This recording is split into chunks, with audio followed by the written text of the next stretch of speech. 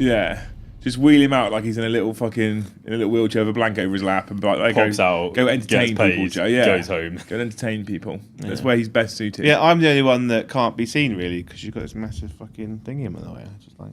Well, I mean, you did put it there. You place your microphone. You can have these down here, and people can hear you fine. You listen to my. But everyone has to have them like this. I don't know why. Eddie has it like that. I mean I understand why he has that like that. Can you see Eddie when one of these is in front of him? Well, he has the spit shield on the front as well. Does he? Yeah, he's got an old Rode NT1, which is they come with these big pop filters at the front. That's what these big fat microphone thing cushions are. They're pop filters.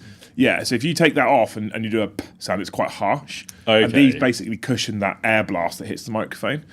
And on the NT1s, they've got either big round ones, or they used to have big rectangle filters, and it's like it literally covers his face like this. So he's got the forehead of a microphone. That's it. Just full forehead. Yeah. Hey everybody, welcome back to the channel. Thank you so much for joining us on this beautiful Thursday. It's quite Lovely nice day. The outside, isn't sunshine. it? It's really cheered me up actually. I don't like it. Been a bad February in general. Seasonal affected disorder or whatever it's called is a real thing. I hate winter so same, much. Same. I like it when it's like cold, frosty, but blue skies and sunshine. If it's snow or it's like blue skies, sunshine, that's all right. Yeah. Christmas is pretty good. Other than that, I'm a awful big time. fan of fog / mist. Where I live, there's a lot of like, it's quite high up, lot of like dense cloud, lots of. So when you walk around town in the dark or late at night, it's all misty and foggy and like. Joe just wants to surprise Joe just people. wants to be a soul black Ravenlord. That's what he used to be. Yeah, I mean, One He doesn't want anyone to see what he's doing. maybe. Have you seen this already off the bat? I In the saw first it. 5 minutes. Crazy. Stick Monkey, 50 gifted memberships. He's a good lad, isn't he? In this economy. He's a guy. It's clear it's payday today, isn't it? And he's been day drinking. Yeah. Shall I move the camera slightly you, to get Sean. Tom more in shot, or should we leave it as it is? He's all right. People are here for Joe. He leans back quite a lot, doesn't he? Well, it's because of this. I always sit in the chair. Sofa. I always sit in the chair. I sit upright. I'm like, yeah, camera looks good. And then Tom sits and I'm like, oh, camera doesn't look good. Just crowd into this corner. It's just bigger than me. That's what it is. Just yeah. big in it, you know. Yeah. Sean, thank you so much for 50 gifted off the bat, man. What a fucking not Batman, but off the bat, man. I think you. we can say he is Batman now. Yeah. After gifting 50, We'll you give can it have away. that title. Thank you so much. Do you have a hope for him, Joe? Or what was it you were doing on Tuesday? So we were doing hopes and like Curses for enemies. curses for enemies. Well, that's good. Yeah. I think 50 maybe he gets one of each. Yeah. I hope that you win a competition and you have a fully free commission painted army of your choice. Well, that'd be nice. Yeah. What army would you pick for that if you did? Someone was like, I'm going to fully, like, crazy good commission paint an army for you. G to the Colts. Oh, that is So brutal. I was thinking today. I was sat there That's looking like, at. I wish pain upon you. Yeah.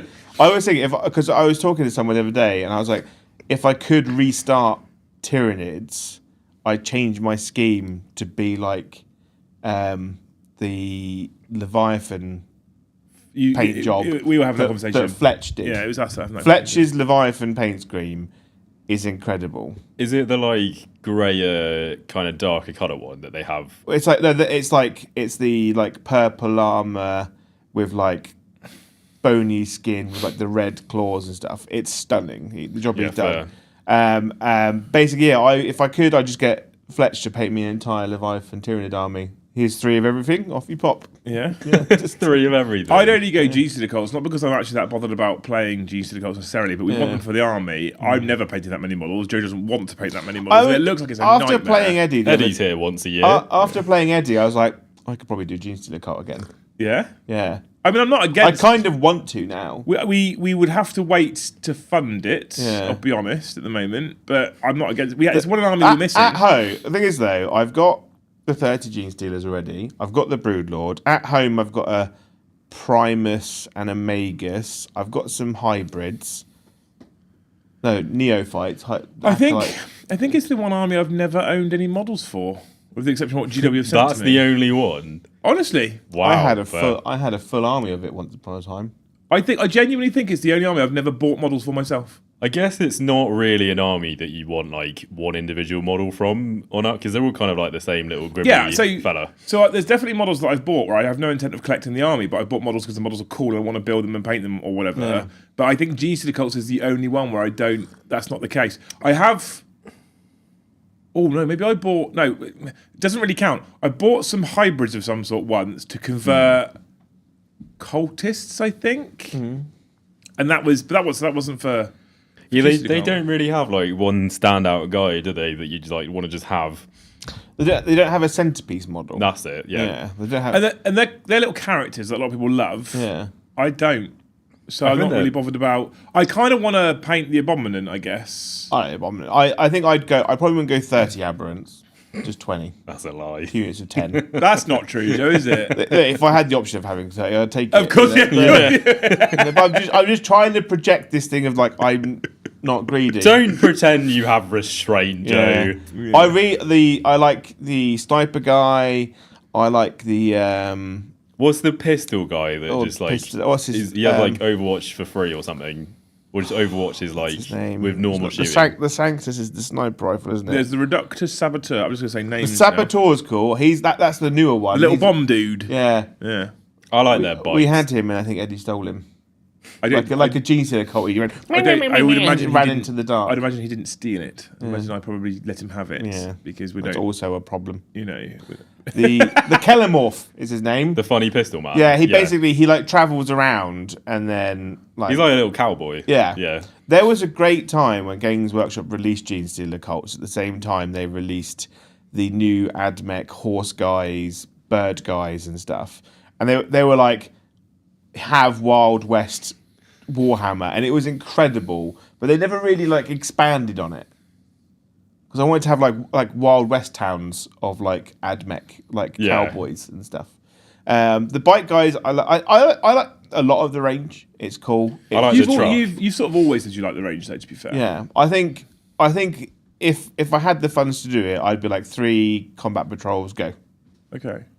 Well, I mean, it sort of we just talked about a lot of different units in GC cards, which sort of leads us nicely into the topic actually. But before we do that, we're going to say a big shout out to Mr. John McCardle, who seems to have been quite busy of late.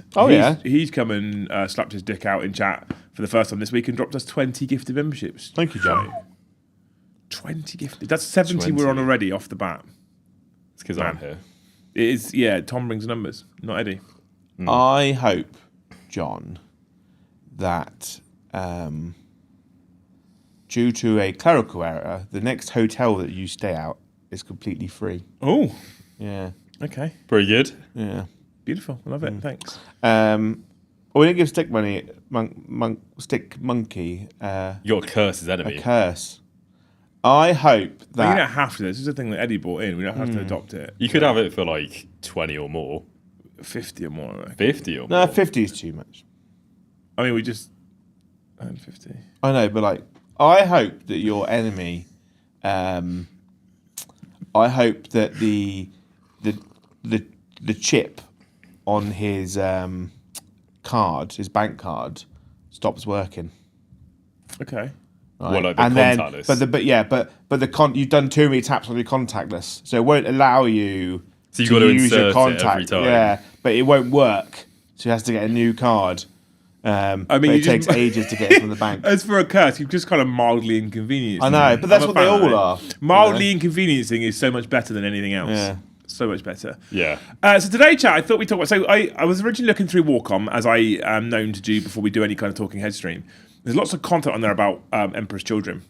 We're so close to the release of the Emperor's Children box set and codex now, and there's so many fucking leaks online that so bad. I don't want to cover it for fear of us breaking NDA. The memes have been hilarious, by the way. Yeah, but I don't want to cover it for fear of breaking NDA by accident. We were quite close a couple of times on Tuesday. Were you? And me and Joe realised, both of us mid-sentence, and steered the conversation away from what we were about to say. And if you don't know about what's in the book, you wouldn't have known that we were doing that. But there's a couple of times we both did it. We're like, looked at each other like, I think there was a moment. Shit. There was like a moment, like a couple of weeks I was there. I was like, oh no. So I want to kind of avoid that topic. So What I thought I'd do, we were talking about Emperor's Children, and then Tom was running.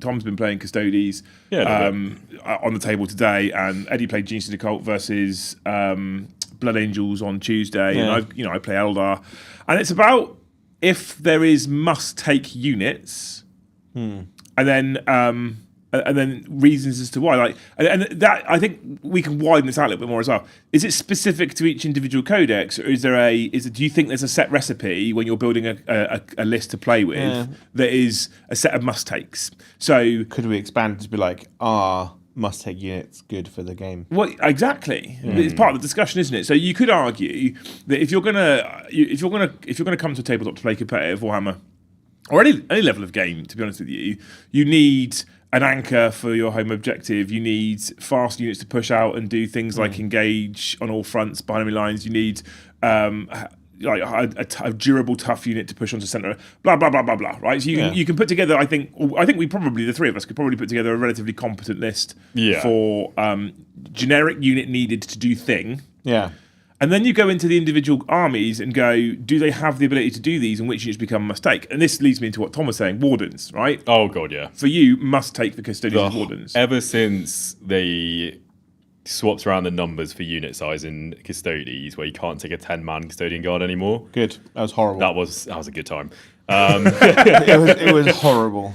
Do you not miss fight first, -1 damage, 10 Custodian Guard with Trajan? I hated it. Like, always your army, 30 models and 3 My units. favourite part was that they went straight under the radar because of Eldar. Yeah. They were like, no, don't worry about them. But it was also at a time where you could have 2 units could do it because the captains could double strap. Well, no, because Trajan, you could have 2 units having -1 damage, and you could have 2 units with fights first because Trajan had it and it was a strat. Yeah.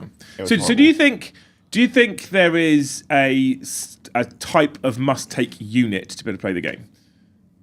As in, like, one unit that every army has that's similar? If we go into what I was just saying, an anchor for your home objective, or an infiltrator, do you think there is a type of must-take unit that you need to have? I'd say every army I see has a home objective holder, and if they can, it has sticky as a rule. Okay. Yeah. And it's usually something that's either a bunch of dudes on it that can screen out, or it's more OC, so like OC2, battle line, and you want it to be like sub 100 points. Yeah, under 100 points, ideally.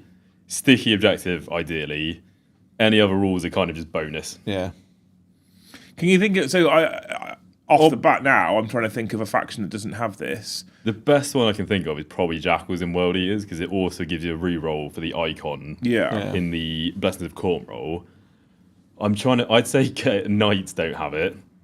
No, but don't they have sticky objectives? Knights have sticky objectives, but like, it's an enhancement, but they have to take things like Agents of the Imperium or so Demons in the Chaos. core. Yeah, so in the core of Knights, they don't actually have it. Yeah. But then I feel like in these categories we might be about to set out, Knights are probably not going to have most of the things we're talking about. Yeah, well, because they've only got like 5 data sheets. So this is part of where I was going to go with this as well, and we will obviously. But when we go through each of these things, it'll be interesting to know how many factions we think don't have kind of a competent unit that sits in that space. Because they could have a unit that does it. So if we think about Uppy Downy, someone's in chat said Uppy Downy, Coronal Planet's an Uppy Downy, right? So for example, Chaos Space Marines have an Uppy Downy unit, don't they, Jay? They do. Called It's a bit niche. It's dog shit. It's not the best version, It's like, to be fair. They were like, oh, what rules do you want? Uppy, Downy, Infiltrate, Scout. It's like, well, you can have one of those and it's really bad. Yeah, on a really expensive. I wonder how much of this stream's going to be Joe can play about CSM. Well, the thing is, when I think about, I'll kind of list what I think sort of requirements are, and then it'll be interesting to see if you two have got any sort of different opinions. So I think you need to have a home objective holder. I'd agree with you on that one. Yeah. I think you need to have some kind of speed to do things like behind enemy lines, engage on all fronts, deploy teleport homers. That can be sort of twofold. That can be Uppy Downy, and it's probably one of the most effective ways of doing it. It can also be fast-moving fly infantry type units, so 12-inch fly, that kind of stuff. Yeah. I'd say like any cheap unit with a jetpack is just money. It's slightly more difficult with things like jet bikes, but not impossible because they tend to have a little bit extra move. So Eldar jet bikes move 14 inches, for example. And then with things like Battle Focus Focus, you could push that to 16 inches. So, they've got speed, at least, despite the fact their fly isn't real fly. So I think you need that. I think you need. Normally, you're going to need at least one sort of brick, one sort of anvil unit so you can move into the middle and have something hit against and be relatively confident it's going to survive. You need a couple of scalpels, I think, things that you know that you can point at a thing and delete the thing. Yeah, for sure. So, and I think you need a couple of a couple. So you'll probably need a couple units that can do it with vehicles, a couple units that can do it with elite infantry. Yeah, I think the problem is with those like kind of like the delete, like I shoot at that thing and it kind of goes away. They're not distributed evenly. No, well, we'll get onto that now. That is the problem, though. And then I would almost say that for me, there's almost a must-have that I think the common phrase for this is a distraction carnifex as well. You almost want a unit that is going to draw the enemy's attention and fire, and you go on, go play with that. I don't care, because all my other things are now doing what they're supposed to do. Like a great unclean one with a 4 upfield, no pain. Yeah, I think you also need you need a level of counter-attack as well. So, for example, a counter-attack for a fight's first unit of Banshees, for me, I'm going to talk a lot in Eldar. A fight's first unit of Banshees for me is a good counter-attack unit, because you don't want to charge me because I fight first. Well, I think Eldar's a good example of an army that has all the things you want, really, doesn't it? I say they've kind of lost Uppy Downy in a way, because you have to have what's-his-face now to do it. Baharoth, yeah. And there's an argument where you might not want to take him, honestly, because he's quite a lot of points. But when you can flick a jump warp by the 24 inches, that does get around that a bit. I think most people would quite like to have that rule. Eldar do have everything. They seem to have recently lost a little bit of the anvil stroke brick, because Wraithguard are worse, Wraithblades are worse, the Avatar's worse, and the Avatar's a lot of points. There are the Fire Dragons. Yeah, so now when you look at the units they have access to, you go, okay, the Avatar's nowhere near as good now. He's nowhere near as much of an auto take. Yeah, for sure. Wraithguard and Wraithblade blobs are no longer blobs of 10 that have got -1 to wound and obnoxious, you bring models back, etc. But I think that what I'm going to say as an Eldar player is, I think that recipe that I just put together, you can remove 1 or 2 of those components and still have a perfectly reasonable competitive list. Yeah, I'd say any army you want, like 90% of the things you've listed, you can live without one of them most of the time. Add an infiltrate type screen. Infiltrate scout is always nice to have. I don't think it's 100% necessary to win. I think I don't rate scout. I think it depends on the army. But I think So I think scout. I think infiltrate is possibly one of the most powerful things you can have in your army as a base rule on a unit. I'd say like if you can infiltrate 9 times out of 10, you're taking that unit. You take 1 or 2 of those unless units. the points are just silly. Okay. If you don't have infiltrate, then scout kind of becomes your next priority in like list building, because you push a screen forward. Yeah. Scout becomes much worse as well if you don't have infiltrate. Like take World Eaters, for example. Scout on everything in the game.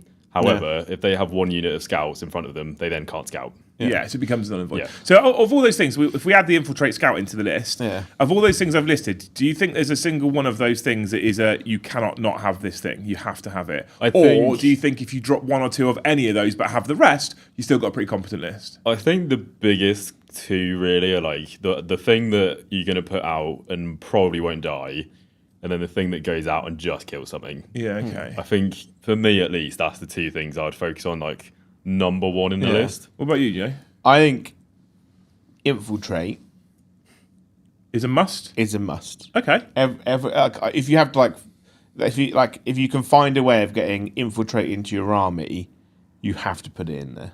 Okay. Because of armies like World Eaters, like Orcs and stuff. Like Tyranids, right? If your opponent can charge you turn 1, that's a problem with multiple units. So scouts just immediately just shut that down. Okay. And then having a unit that can look at another unit and just kill it, especially like at range, is really important. When you say at range, though, do you mean a large range? I'd say 36 inches minimum. Okay. Right? Because 24 inches, you have to be you're in threat range then of your opponent. Yeah, 24 for most armies is technically chargeable. Yeah. And like a lot of units in the game have advance and charge, or like or if Angron just moves 20. Like you're in danger. And like because of how the terrain works in the game now, there are some map layouts that have like long corridors you can shoot down. Yeah, of course. And by having 24-inch range, a lot of the time you can't cover some of those gaps, which means that you have to really push in and then in danger. This is one of those things where, again, I will cycle back to Eldar quite a lot because it's the one I know the best. This is where, when I first looked at that book, I was like, fire dragons are not so much of a problem because with Fugen, they have to be within 18 inches to be able to shoot you. Within 9 to be able to use their melter, which means if they're within 9 of whatever they're targeting, the likelihood is that thing is not on its own and the rest of the enemy army is in range. Of course, what I missed at the very beginning when I first said that was that they could then just go and fuck off back in a tank and go, you can still charge me, but you're charging a tank, which means I do get at least one more turn out of it. But I think that's one of the things for me with Eldar, at least, that has restricted how they have. Someone said they've lost a few anvils but gained the biggest hammer in the game, and I'm inclined to agree. I think that's probably true, but I think they are much easier to kill now. Yeah, they are. Yeah. And I think that's the balance then. If you look at raw damage output for Eldar, that you need to have a few units that goes and kills things. They've got that abundance. I'd say like point for point, the average damage has gone up, but the efficiency's gone down just because there's no rerolls except in like the whatever it's called, aspect one. Yeah. And there's less Mark on a wound stuff going on. Yeah. Reactive moves has gone up, especially like Yanari. That's actually something which I think you take in every army if you can as a reactive move. Yeah. Okay. I think anything that's like movement manipulation that you could have is really good. So like scouts have reactive move? Is it D6 or 6 though? Scouts don't have it, but they can have it. The Votan scouts have they have infiltrate for a start, which is incredible. Because their army has scout everywhere, so now they're actually allowed to scout if they get first deployment. And then they also have reactive moves. If you should go try and kill them with a melee army, you could probably get them in a position which is more annoying. Yeah, it's like what is it called? The attachment all Space Marines use. Gladius. Yeah. So Gladius has a reactive, and that's what makes it super efficient. Because it's D6 if your opponent comes with a 9, but the moment you're in tactical doctrine, it's just a flat 6 and you can always have a unit in tactical doctrine. It's like the Talons of the Emperor detachment. Yeah. One of the only reasons people are playing it is because you get a 1 CP flat 6 reactive move. Yeah.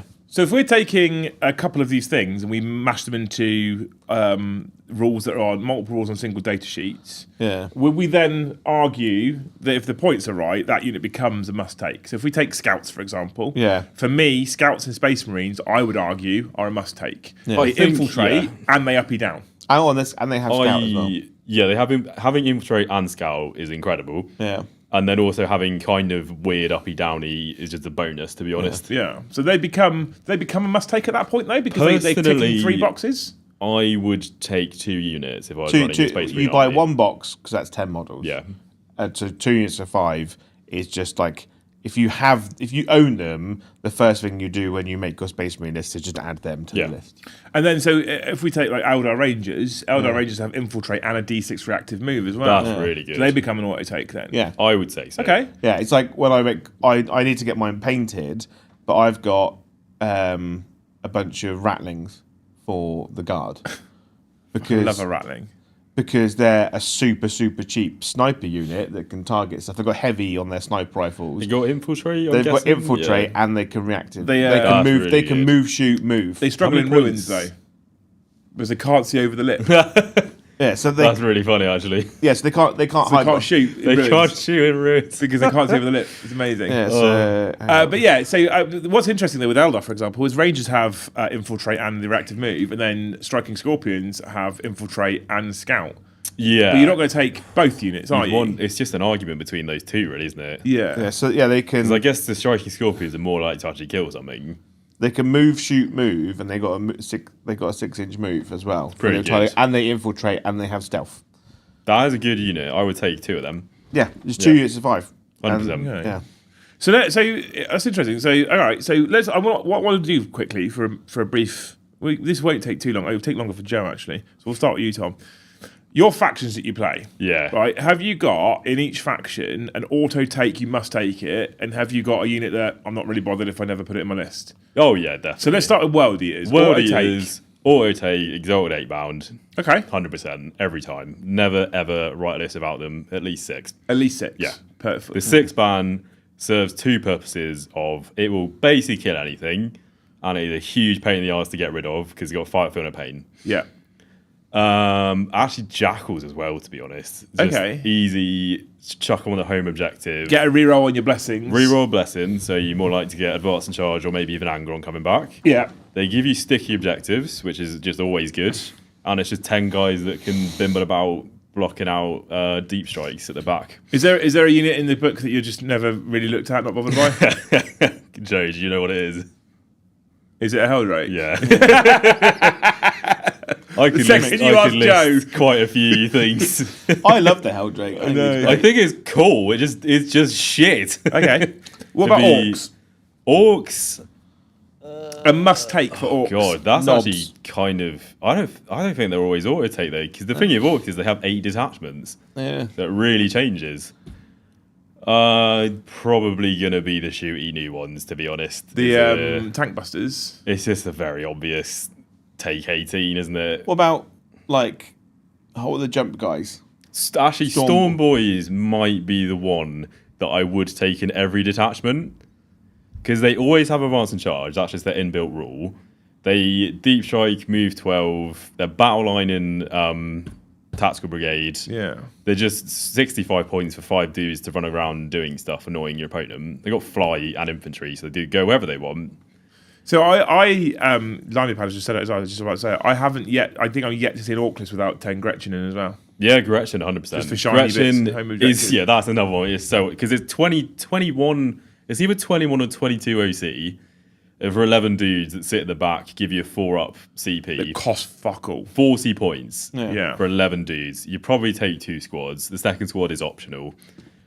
I'd say Gaz is a very, very strong choice in Warhorde, but even then I wouldn't say he's also included.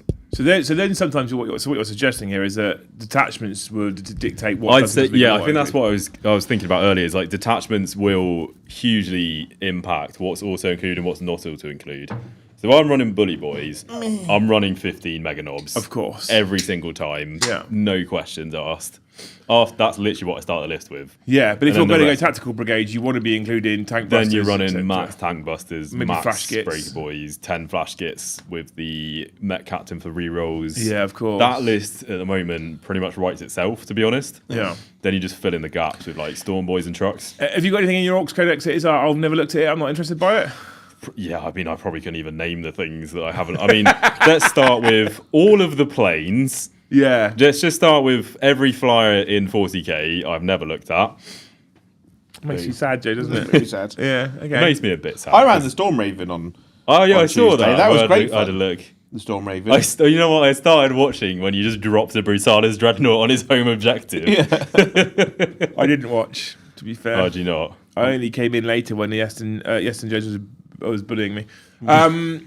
Yeah, I think it makes me sad, but I'm not running the Stomper.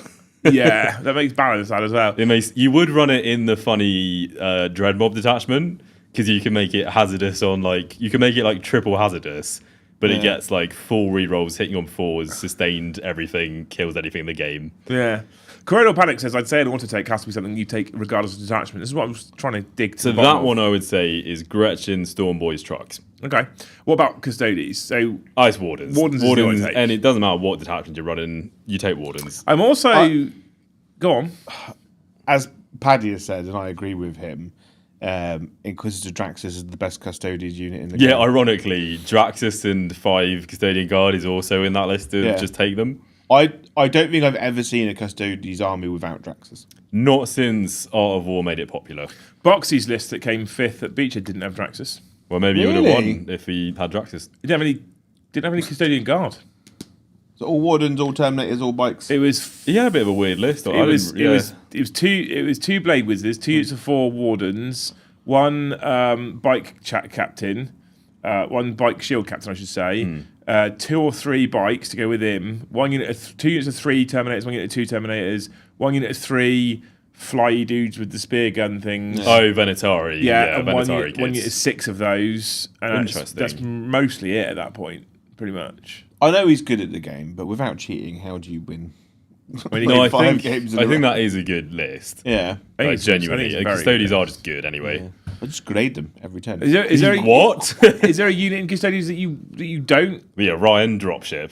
Fair, yeah. Yeah. Outside of, if we're talking about, I to be honest, you at the always moment, include for. I've never seen a Custodians player run one of my favourite Custodians units, which is the Sisters of Silence with the great swords. I like them. I they're actually really don't think cool. they're that bad. Like, a layer is AP3, damage 3. The problem with them is that they're a really good unit in a book of really good units. So why would I take a unit of 10 battle sisters with great swords when I can take Custodian Guard? The main problem with taking sisters is that they do not get martial katars in the army rule. I've never seen anyone run a Custodian's Contemptor. The plastic Contemptor. Oh no, they're in every list now with the Solar Spearhead. I played into. You run 3 because they get back up on. I played into 3 of them. At an tournament. If you run the new Dreadnought Solar Spearhead, you take 3 of them. You take 3 Telemons. You take 2 tanks. You take the Blade Champ with a +1 attack and damage enhancement. Then it's done. Yeah. They're super annoying to get rid of. They're so annoying. Yeah. I didn't know they got back up. Yeah, they get back up on it. It's actually all the standard Dreadnoughts, I think, had this rule. But no one runs Dreadnoughts except this new detachment. only the Custodian's Dreadnought gets back up. No, again. the other ones, there is another one. I think it might be Space Marines Contemptor Dreadnought has the same rule or something. It might do, but it's legend because the normal Dreadnought doesn't have it. There is, I don't know, there is another one anyway. But yeah. Interesting. Okay. I think Custodians things you don't really take Trajan at the moment, actually. I think he's just too many points. Yeah. Is he not still solid though for even with the he's points? He's alright, but like you just want Blade Champs. The thing is though, he suffers and Valerian. He kind of suffers from the same problem as Abaddon, right? He is tougher than Abaddon, admittedly, but it's comparable. His damage output can be insane. Yeah. Right? It's like being hit by a truck. But he's too many points. Okay. I think because they basically made all his rules worse and he lost the ability to have fights first. It's a shame because I love Trajan. He's really cool. And I've got the Constantine Valdor as Trajan. Yeah. I don't really like the model for normal Trajan. The Valdor model is stunning as well. So nice. Yeah. It's so pretty. Okay. Interesting. So yeah, that's my opinion on Custodians. Is that the factions you play pretty much so far? Yeah, that's all the ones I own. What about you, Jay? Do you want to go through yours? I would do Votan, but there's no point. Do you want to do Chaos Space Marines first? God. That's what you're... I think Chaos Space Marines have 2 massive crutches that have made themselves very apparent in the last 36 hours or 48 hours, which is the Predator and the Vindicator. Because Emperor's Children players we don't get it, or we won't have it. So because everyone's complaining so hard that they don't have them, they must be a... Well, because the thing is though, right, I think a lot of people are complaining about Emperor's Children is that the Emperor's Children aren't just a copy-paste of Chaos Space Marines. Which we probably all expected. Which I don't want. I don't want them to be the same as I feel Chaos bad Space for Emperor's Children players losing stuff, but I don't know why they're so surprised. But Tom, this is no different to the World Eats players in the last release who went through the same thing. Because I was sad then as well, but I wasn't that shocked too much. I mean, there was shocked that there was not that much, but Emperor's Children should have looked at World Eaters and be we're going to get that treatment. Yeah. Okay. Because when you make a I don't think they should have had that, but it's you're going to expect it to happen after what happened to World Eaters. Because I think nowadays the crutches for Chaos Space Marines are the Vindicator, yes, or the Predator. So I would say at current time the most auto-include unit in the game is the Vindicator. Yeah, every loyal and Chaos. Yeah, both. Yeah.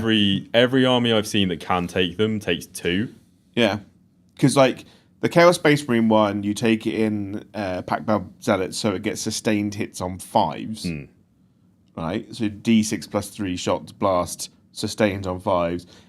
Not many people run Abaddon, but if Abaddon's on the table, he's giving them re-roll all hits in his little aura. I got Overwatch to death. I put Angron out and got Overwatch to death by a Vindicator that was re-rolling hits off Abaddon. Yeah. That's why it's great. And then obviously, normal Space Marines have access to essentially the same abilities in some detachments. You get re-roll hits from Oath.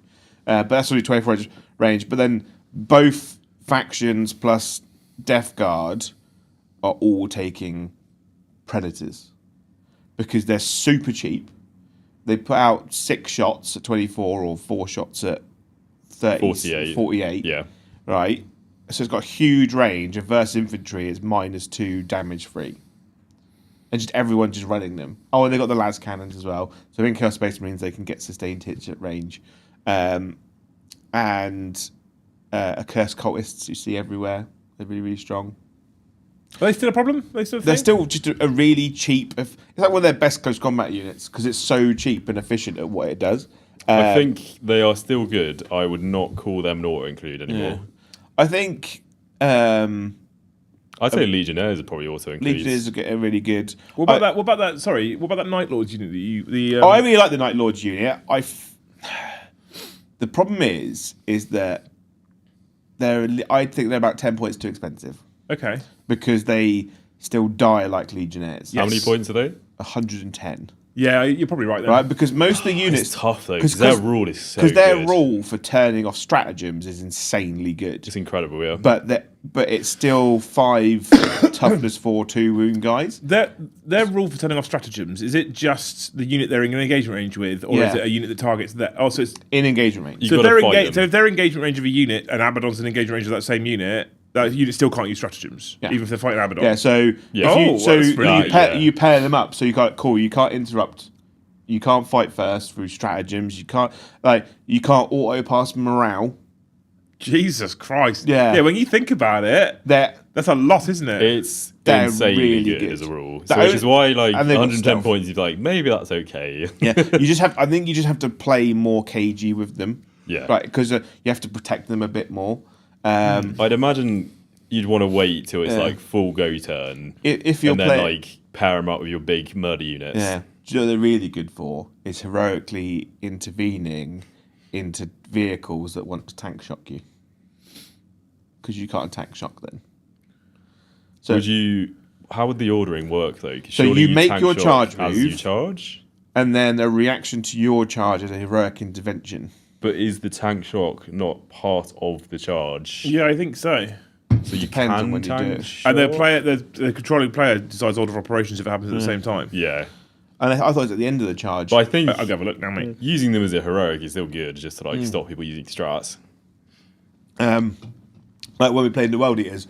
That was a rough time. Playing into people's ability to be able to turn off things like -1 damage.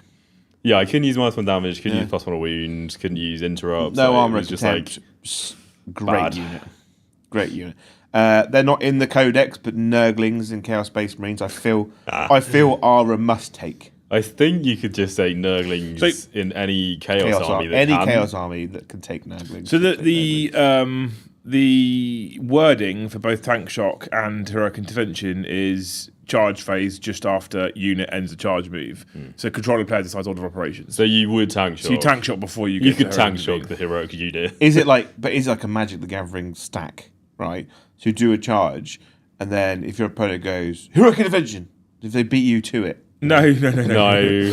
As a reaction to your Joe, just stop. That one edge case because I think they're good anyway. That one edge case that you just come up with is not relevant. But if someone charges them and tries to tank shock them, they can't.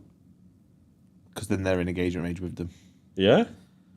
Yeah. So if you take away the heroic intervention, but if you try and tank shock the unit. I love how much of your brain is consumed by mortal wound strats. Because they're too good. That's all he thinks about. They're too good.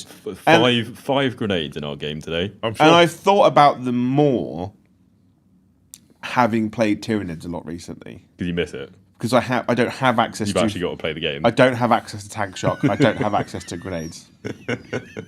But then what? How would you spend on 5 but feel no pain if you're wasting CP on tank shock? I still don't think it should be called. You can't do them. It should you can't be do them to crush. To it should be shock. crushing impact. Crushing impact, and then it should just be. monsters and vehicles. Monsters and vehicles, 100%. Because I remember it started 10th edition. We were doing. I think I'd rather get hit by a rhino than a screamer killer. Yeah. Hey, facts. Yeah. Absolute facts. Yeah. Okay. So we've got a couple of auto takes for chaos. Yeah. There's got to be. I think there's more in there. Is there not? Or is I'd say cultists are good. I think you have to take cultists. Yeah. I don't take them because I hate them. The models or the concept? Because the concept of cultists appeals to me as a chaos fan. Yeah. So the problem is part of the fun is that I should take them. I have started taking them. I just still Baddies. No, Jackals. yours, Jackals, to the Jackal models. I'm like, yeah, they're just corn cultists. That was really annoying when I tried to run World Eaters the first time. It's Yeah. like, God, Joe's stolen the Jackals. Yeah, and so I've started taking them. Yeah. I just don't like having to and they're nice models as well, the cultist models. It's just the concept of having to take up my time having to paint a 50-point unit, like kind of thing. Just annoying that I have to take. Haven't you just said that you quite happily paid GSC? Yeah. So what's the issue That's with the paying a same 50-point thing. unit? Because I want to because when I play Chaos Space Marines, I just want power armor dudes because they're cool. Let's be honest, you just want 30 Terminators. Yeah, but the thing is, though, like, part of it is like I could put cultists on my home objective. They make it sticky. That's great. They're really cool. But like, I'm also in the camp of people who are like, but they die so easy. Standard Chaos Lord also include? Yeah, Probably. normal Someone Chaos Lords are send really, out. really good. Sometimes Bill. Yeah. The problem with Bill is that he makes his unit really strong. I was lost for a minute then. I was like, oh, Fabius Bile. Yeah. Sorry, carry on, he's really Jay. cool. I've been like, I've got some plans to do some cool, funky conversions of his unit. That'd be cool. One person I've actually started using a lot more in Chaos Space Marines is Harken Worldclaimer. Yeah, you've been using quite a lot.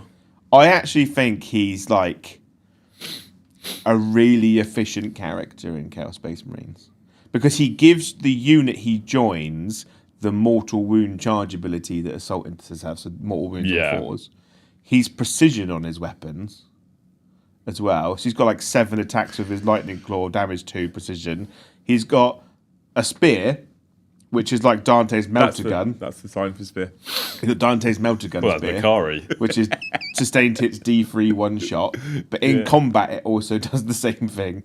He's just a really good cheap. He is efficient really. How character. many points is he for? 90, if that. It's all right. Yeah, it's good. So he's the same points as a Solid. Chaos Jump Lord, but he's better than a Chaos Jump Lord because they're terrible.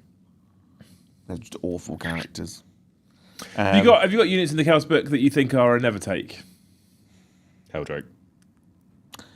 No, because I've changed my mind on the Helldrake. Yeah, you have. Because I'm like, I think the Helldrake's really, really good. Okay. What don't I take in there? I mean, what you don't take is a bad metric because you don't take anything what good. I'd like to be That's good. true. What I'd like to be good but isn't is the Felgor Beastmen. Yeah. I really wish things like those were better. They are really cool. Yeah. But terrible. Traitor Guardsmen. Why take Traitor Guardsmen when you could take cultists? One unit I wish was better, but always underperforms every time I try a unit is the Venom Crawler. I quite like the Venom Crawler because he's a cheap little fellow that just cheap. runs around. Yeah, it's quite cool. He moves around, but like he suffers from the AP1 problem. He's not very good at killing things, but he's good at being annoying. just scuttling around. I doing think stuff. that's more of an option than a don't take. Terminators are having a bad time, I'd say, at the moment. Chaos Bikers? Chaos Bikers I've actually seen good. quite a few Chaos Bikers. I mean, they're quite good in the Renegade Raiders one, aren't they? The thing is though, the Chaos Bikers do the job that Warp Talons and Raptors should be doing. I Which agree is going with around doing actions and stuff. Limey panelist saying the Lord Discordant. I have not seen him in a Chaos list in 10th edition. I was looking love at him as well. He's so cool. I was looking at his rules because Yeah. I very nearly bought one because Can we have more Chaos units like that, please? When 'Cause it is awesome. When I'm bored, I tend to cruise Facebook Marketplace for like really cheap models. Joe goes cruising when he's just bored. it's just like my thing I do. Sometimes I get bored and write lists. So I was like, what lunatics are selling stuff on the cheap? it's always like some mum's like, my son's gone to uni and he asked me to sell his models. And I'm like, he's an idiot. Off to get my £5 models. Is that how you start the conversation? Yeah. He's an idiot. It's like, wait, no. Mum's selling my models for how much I said I bought them for. You know. Yeah, that's Or my true. girlfriend's. Yeah. So there's Lord Discordant. I was like, what's his rules? And I went and looked, and I was like, he's so situationally good. You know, he's only good in these very, very specific situations, and like he's got some rules, but he's missing some specific keywords to make him better. I love that model as well. It's one of so my cool, favourite yeah. ever Chaos models. What he was missing a really important keyword when I looked at his. Well, is it Chaos. keyword good? Hang on. The keyword is business grenades, no, Yeah. It's like, in the bin. Oh, it hasn't got vehicle, it hasn't got grenades. Not taking it. Joe No, right. you would fucking love orcs. It's funny you should say that, right? He's a mounted character, Yeah. not a vehicle. Nope, so no tank No shock. tank shot. No tank shock. Does he have grenades? No. There we go, that's why Joe doesn't like it. Joe, you should honestly play orcs. Every single unit has grenades. The reason I thought, because when I started looking at him, I was like, he'd be really, really good in the Vashtor detachment. But then I was like, oh, it's really cool. Put 3 in the list because they get all the buffs really, really good. And then I was like, oh, he's not a vehicle. He does not have any of the And he's keywords not a you want. monster either. There was a time shortly after they came out where you were seeing people running 3 of them, weren't you? Yeah. I remember 9th edition, they were quite good. The fact that he doesn't have monster or vehicle is a problem. Mounted is a weird keyword to give him, actually. Mounted is not the good keyword at the moment.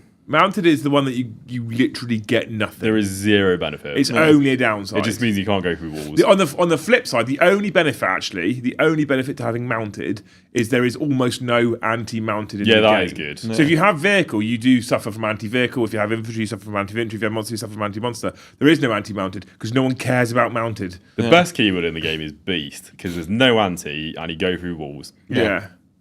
So, yeah. Okay, So, cool. so I was like, I want him to be good. But he isn't. We'll get him next time. But it's like Tyranids, right? I don't see him in every list, but I every single game I always hit the Swarm Lord. Which one? He's so good. Which one's he? Which ability? is it? Big 4-sword. Which is sword. ability one? He's got Lord of the Sea, and he gives you a CP Yes. every turn, Yeah, all that's all. and he hits like He's dropping strong. a house Twin on link someone. Yeah. Yeah, Those got- two things, just those two things though, Lord of the Sea and gain a CP on the same model is mad. And he's- Those 2 rules, actually, I think we could probably say are auto-include. Yeah. If you have access to the possibility of it. Yeah, if you have access to a reasonable way of bringing that into your list. Yeah, if it's not like an 1,000-point model or Exactly. something, then like you would do it if you could. And like, because he moves 8, toughness 10, 10 wounds, 2 up save, 4 up invuln. He's got 8 attacks hitting on 2s, strength 10, -2 damage free, but he's twin linked. He's very solid. a terrifying unit, and but I don't see him in every Tyranid list. I'm like, why not? I would put that in every list I could if I could. And you can give him Tyrant Guard to give him 12 ablative wounds, toughness 8. Yeah, I mean, we've had this discussion before, though. I don't know if it was on camera, and you're not wrong. And I'm not trying to tell you that you're wrong. But my concern when you give him Tyrant Guard is you then open that whole unit up to anti-vehicle, anti-monster, and anti-infantry. It's never really been a problem for me. I'd say the Tyrant Guard are optional. But what They're happens? options, but every time I talk to people that don't take the Tyrant, that Swarm Lord, they're like, he dies too easy. I'm like, yeah, but spend 80 But- points on some Tyrant Guard. What happens, Joe, when you come up against 30 Stern Guard? He fucking dies, doesn't he? But, No, you won't, Jay. He'll take 6 mortal wounds. so, Won't even chip it. Adam, the NDA for Emperor's Children is up at 10 o'clock in the morning on Saturday. yeah. We can't talk about anything until that, really. I think he's really good. I always take a Hive Tyrant because he has like the Swarm Lord, he hits really hard in combat, but he can take a Venom Cannon and stuff. But he's got a 12-inch circle of make CP 1 less. That's great as well. So him and That's such a him plus combo. a Swarm Lord is great, but you can have multiple Hive Tyrants. They have, if you're in combat, you pick an enemy unit, and he doesn't have that one. That's the flying one makes you -1 attack. Fucking hell. The one on foot gives everyone within 6 inches assault. Okay. So if you've got things like Exocrines and Zonothropes, making it faster, the Exocrine is not auto include. So Joe wants which one's the the Swarm exit? Lord. Is that the Oh, that's the fucking 2 Psychic shot, unit. strength 18? What's that? Which is the Exocrine? So the Exocrine is the D6 plus 3, strength 9, -2 damage free. Is he the big guy. penis cannon? Yeah, he's the one on the top. Oh, yeah, I see. Then that you've a lot. got I've been looking a lot at the Tyrannofexes, which is the 2-shot, Yeah. strength 14 minus. I think they're strength 18. Yeah, strength 18 -4, -5, D6 plus 6 damage. Yeah, I think those And two. heavy. Those two are the most common things I've seen in Tyranids Yeah. for guns. Yeah, I think like the Exocrines are the ones you see all the time, and that's why they're impossible to get hold of. I don't know if you run them, but the flying Gaunt. I see them in most lists. Gargoyles? Yeah, gargoyles. So I fucking love Tyranids. gargoyles Yeah, they're are a great unit. They're good models. Horrible to both paint and move around a table. Yeah, I can confirm that. Like, they're like people that use them are miserable when they use them. Not as bad as people that play with Taraxi. Yeah. The Sterilizers and the other guys from the AdMech. Oh, they're worse. I played against the guy on Saturday running AdMech, and I think maybe 1 out of 20 of them was still on the flying stand by the end of the game. Exactly. I was like, mate, don't worry about it. We can just have the stand. It's fine. But they were part of the best AdMech release. I love the Sterilizers. They look cool as shit, Joe. Yeah. 100%. Horrible to use because their wingspan is right. They're like it's weird because when they designed the models, they thought, well, there needs to be a huge wingspan because they glide on the thermals, because aerodynamics. but also like they're designed around. Who was the inventor of oldie times? Yeah. Da Vinci. Because basically a lot of that AdMech range, aside here, a lot of that AdMech release was all based on the idea that Belisarius Cawl found a bunch of Da Vinci's papers and experiments and designs, and they were like, those are cool. So and that's why they have the wings, the design like the that. funny plane helicopter. Yeah, that's awesome. And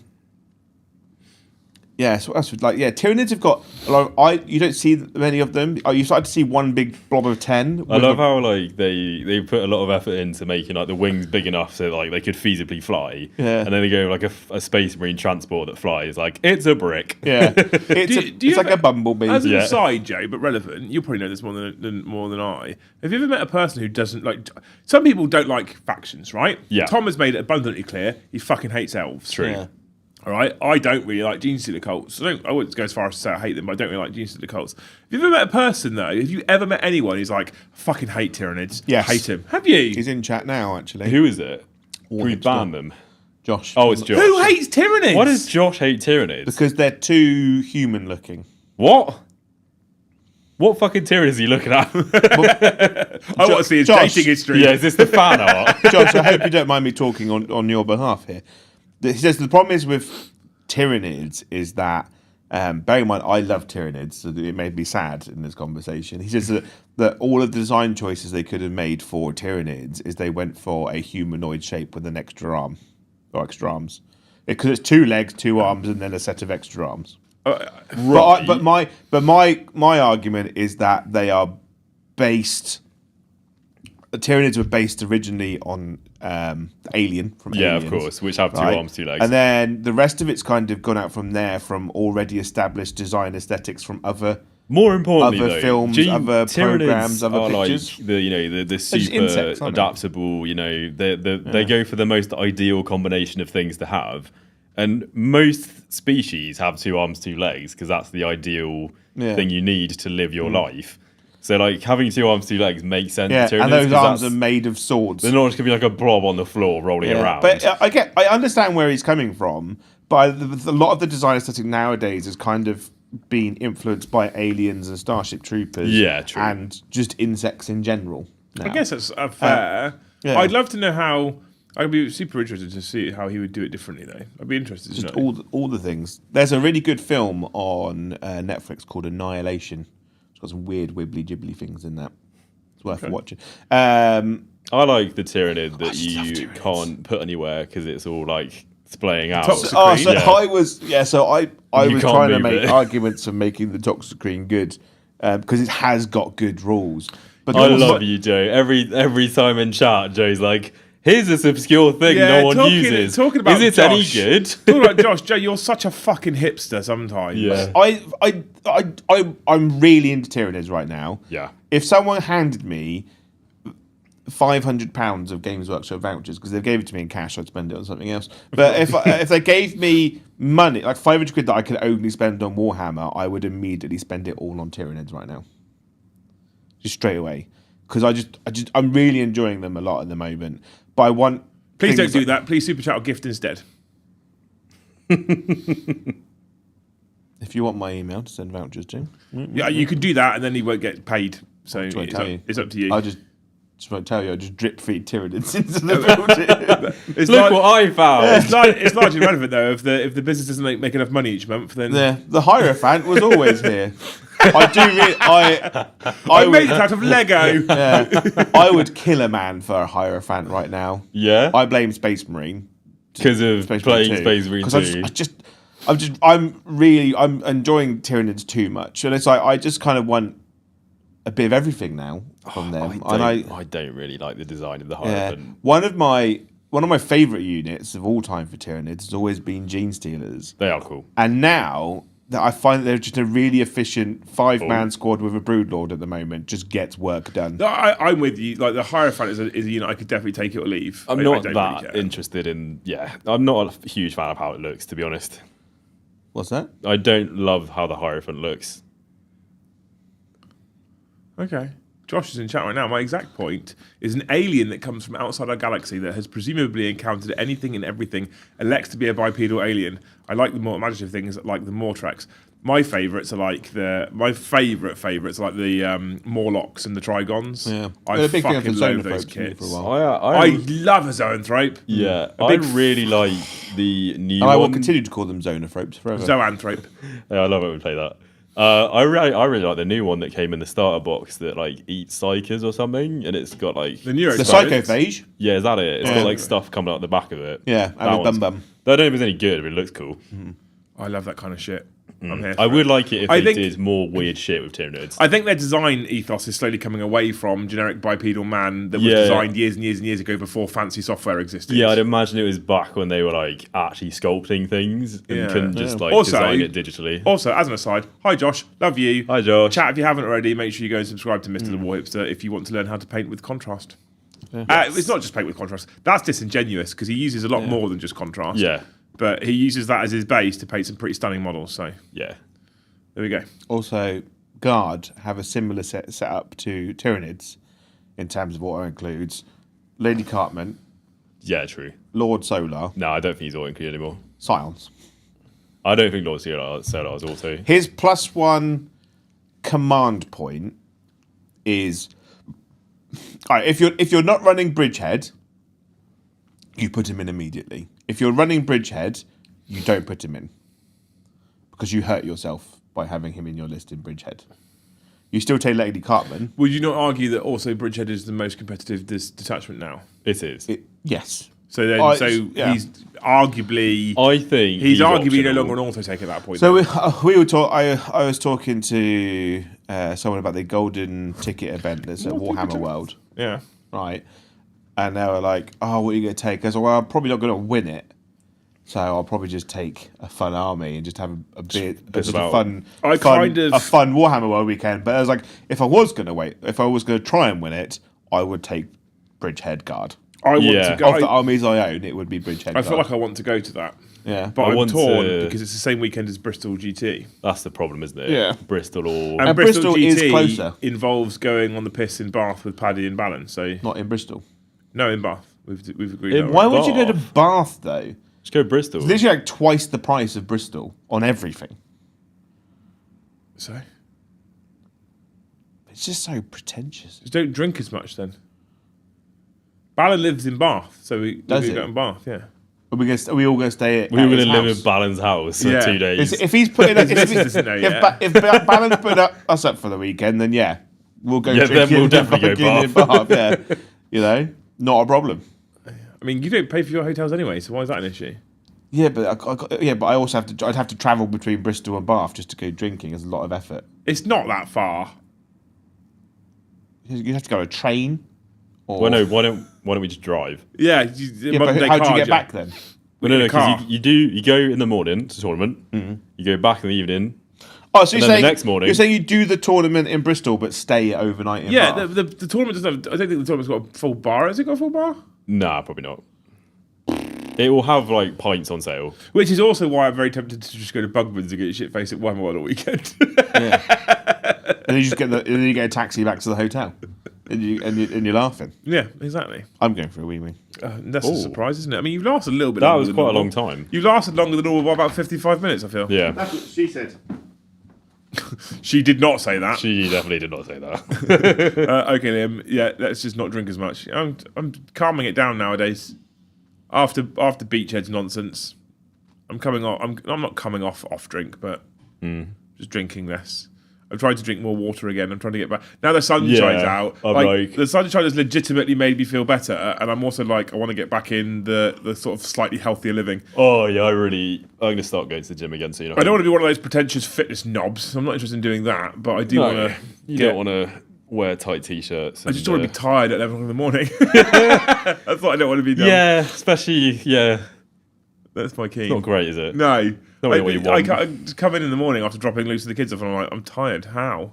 Already? Maybe you're dying. Just been drinking coffee. And well, that's probably why, actually. It, yeah, it's probably part of the reason. It's interesting, isn't it? I think my personal opinion is that there is auto-take units in certain factions, but I don't think there's an auto-take unit in every faction. So would you say there's an auto-take? Okay. I think there probably is. I think it scales, though. Would you think there's an auto-take unit in Chaos Knights, for example? Yeah, Armigers. The War Dogs. Yeah, so that's not an auto-take unit, though, is it? That's an auto-take type of unit, because there's like 5 different armors they have access to.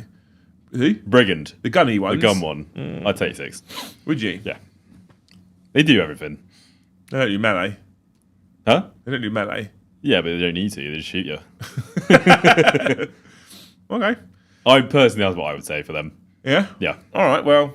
I would have said that. I'll say both. I would have said that War Dogs is an auto take. The War Dogs that hit on 2s auto take. The other ones, nah. Okay, interesting. What about Eldar, mate? What do you think with them? So fire dragons at the moment. Yeah, that's fair. Are 100% on auto take. I think without a question. Which I think in turn would make Wave Serpents an auto take. Yes, because you want the strat. You want the strat. You want the movement to get back into Wave Serpent. In and out, yeah. And you need the space to fit Ten and Fugan in. So I would say that Wave Serpent and Fire Dragons are auto takes. Interestingly, I'd say cheap transports or useful transports are often an auto include. Yeah, I would agree. So like trucks is in every single orcs list. Rhinos are in 90% of chaos lists. Wave Serpents are in a weird position because I would suggest that actually for most people as well, cheap transports are good for so many reasons. One of the main ones being, for your opponent, you're normally not going to really be focused on killing transports. No, you don't want to be. You're more worried about what's inside or other units because a Rhino isn't going to be gunning down all your infantry. But Rhinos end up scoring a ton of points on so many primaries and secondaries and all sorts. I think that for Eldar now, I would also suggest that I think that my personal opinion is that Assumman's an auto take. Yeah, I'd say he probably is because of his once a game murder the hell out of anything. Yeah. And Eldrad for me, I have not left him out of the list yet. I don't think. Which one's he? Eldrad is the crazy Farseer that gives you an extra CP. Oh yeah, extra and CP. Doom. Point at a unit, everything gets +1 wounds. That's very good. I do think Lycus and 5 Warp Spiders is. I'd put it in every time personally. I'm struggling to leave it out. Yeah. Because I can see other things that I can almost go, oh, maybe. And I thought they've finally done a Raven Guard character. So I can see it must be a joke. I can see things where I'm like, it's about the same, and then I'm like, but Lycus's ability is just so. When you start to realise how you can proc off of that, I think there's so many times in games where you need to do something insane and just be like, I'm just going to move 26 and charge. Well, there's not just that as well. The second she touches something with her gun, everything else gets crits on 5s. Good, yeah. You then, there's so many little weird techie combos where you flicker jump her forward, you point her gun at something, you get your fire dragons out, you burn a CP for sustained, and your fire dragons are sustaining on 5s. So good. It's mad good. It's so good. Mad. Assumman's once per game ability is Jane's are as well. Actually, I think I rate her. So this is where for me the conversation of an auto take becomes great. For me, she's an auto take because she's my favourite character.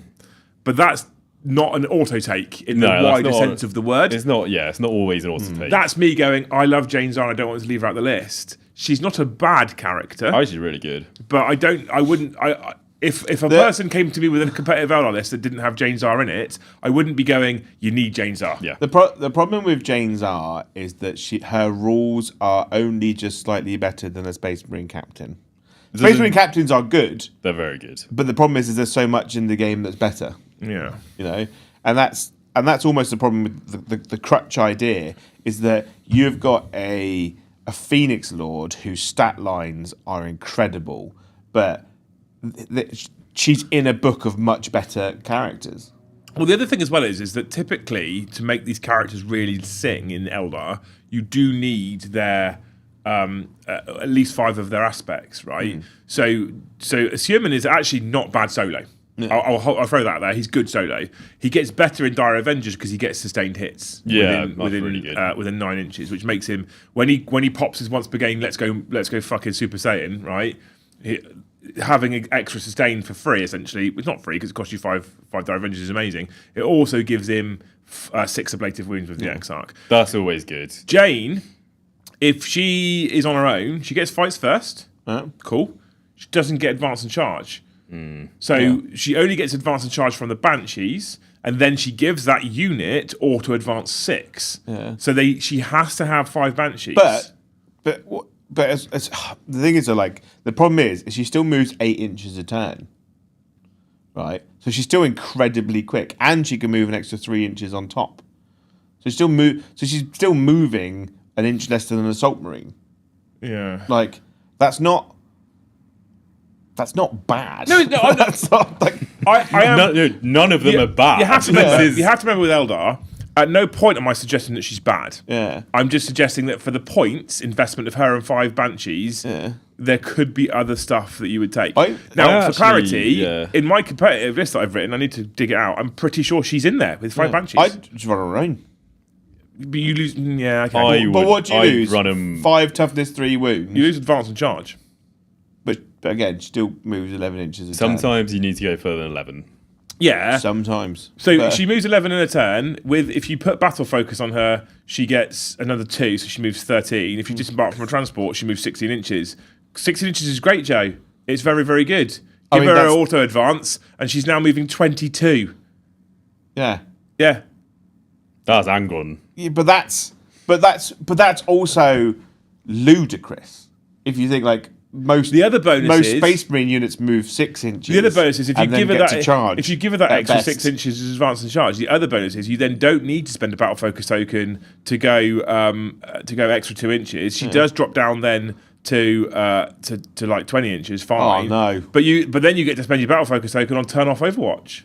And let's not forget as well, 5 Banshees aren't bad. Yeah, they actually hit quite hard. Hit on 2's anti-infantry 3+ nowadays. They're not terrible. Yeah. So I think that if you're going to run her, I think you put the points into 5 Banshees with her. Yeah. Honestly, I 100% would, because I know from playing World Eaters sometimes you do need to move 20 inches. Yeah. Moreover, do you know what's super important right now with those Banshees? Is an Exarch can take an Executioner, which means that even though Jane's Art isn't, the Exarch has 3 damage. That's good. She'd be broken at damage. No, she would. She would. That would be an auto include. Yeah. She would be broken at damage. So you make her damage 3, and you're right. She becomes an auto include. And I totally agree that you can run on her own. I'm not denying that at all. So if the other Phoenix Lords didn't exist, she'd be an auto. Like if you said to me, I could take a character like her in my Chaos Space Marines as lone op, so she doesn't get the bonus of having the Banshees. She's an auto include. If she had lone up, she would be a 100%. Or even it's like a better solitaire. Even without the lone op, I think she's an auto include in every other army that doesn't have access to. And again, I agree with you. But this is the other thing about when we talk about auto include units, you are comparing them to other data sheets in the same codex that they are in. Yeah, exactly. So for example, we've talked about perhaps cultists being auto takes. Would cultists be an auto take if they're in the Eldar book? Not a fucking chance. Yeah. They wouldn't get near the team sheet. Would they just not? Wouldn't. I don't think so. Why? Because what do they offer? Sit her back and sticky. Guardians is just better. It's half the cost though. Storm Guardians are 100 points, right? So they double the cost of 10 cultists, granted, but they have sticky objectives, 2 metal guns, 2 flamer guns, 2 power swords, and a 5 up invulnerable save for the whole unit. They're just flat. They're more than double. Way better, but like 50 points to save is nice. I would just take 10 Storm Guardians. I would honestly take 10 Storm Guardians over 50 points of cultists every day of the week. Genuinely, I would. Because I just think they are flat better and they offer a lot more.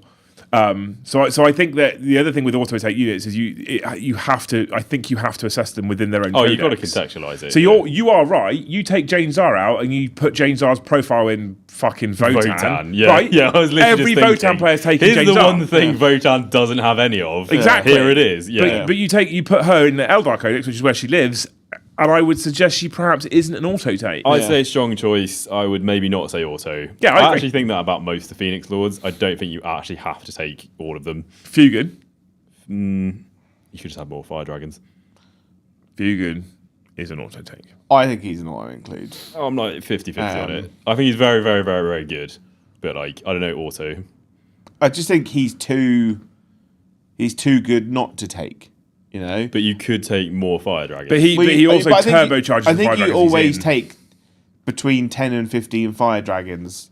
Yeah, you definitely take 15. Right. Regardless, like they are an auto include, and he just makes them even better. I'm not going to die on this hill, but I think you could probably do okay without him. The thing is, the reason You'd be fine without him. there's a combination to think of. This is some of the nuance within the Eldar Codex, is that you put him with 10 fire dragons. What you start to do at that point, because you probably want a unit 10 fire dragons, because the unit 10 fire dragons is more effective and efficient when you pay the CP to put them back in the transport. So you want 2. You want 10. If you don't have him, their range is 12, not 18. At that point, when they get out of that transport, there's a significant chance, if your opponent's clever enough, that they're not going to be able to engage 2 units or 3 units. They'll only be able to engage 1. You really, at a unit of 10, want to be engaged 2. The extra 6 inches makes that a big difference. Same as when you're starting to put strats on for things like sustained, you really want a big unit. And what Fugan does is it makes that big unit significantly more impactful just by giving it that extra 6 inches range, which let's not forget, because their melter weapons also pushes their melter range to 9. Yeah, for sure. Up from 6, which is a big deal. So I would suggest, I think personally at the moment, Fire Dragon's strongest unit in the book, which makes Fugan the auto include, because he just makes them better. I think if Fire Dragons start to not become necessarily the best unit in the book, he then starts to come away from being auto take. Yeah. Because he's now not buffing the best unit in the book. So, you know, I think with Fugan and a unit 10 Fire Dragons, you can reliably kill 2 and sometimes kill 3 things a turn with them. Oh, you kill like and that's 3 huge. Rogal Dawns easily, but it's just, how often do you need to do that? Right, we normally go into chat at 2 o'clock. Yeah. Lol. because I'm not rushing to get ready for tonight because I'm not playing now. So I think it's an interesting conversation though. I think it's a cool topic.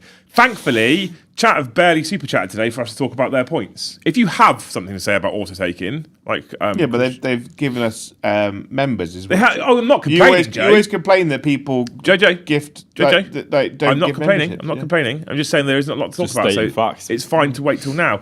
The Linux experiment. Thank you for the €24. Just got all 4 wisdom teeth removed. So thanks for accompanying me in my hospital room. Have you ever had that? No. I had all 4 wisdom teeth removed at once. How was it? Well, they knocked you out for it. My bottom 2 were growing into my jawbone. So they had to chip the jawbone away, cut the gum, chip the jawbone away to be able to pull the teeth out. So they put me under general for it. Yeah. And when I woke up, they'd numbed all my mouth. So I woke up and I started to talk to Lucy, who sat by my bedside, and fucking blood and shit dribbled down my face. And she went and threw up, and all the nurses went and helped her. So I just sat there in bed, not being able to talk or drink or do anything with blood dribbling.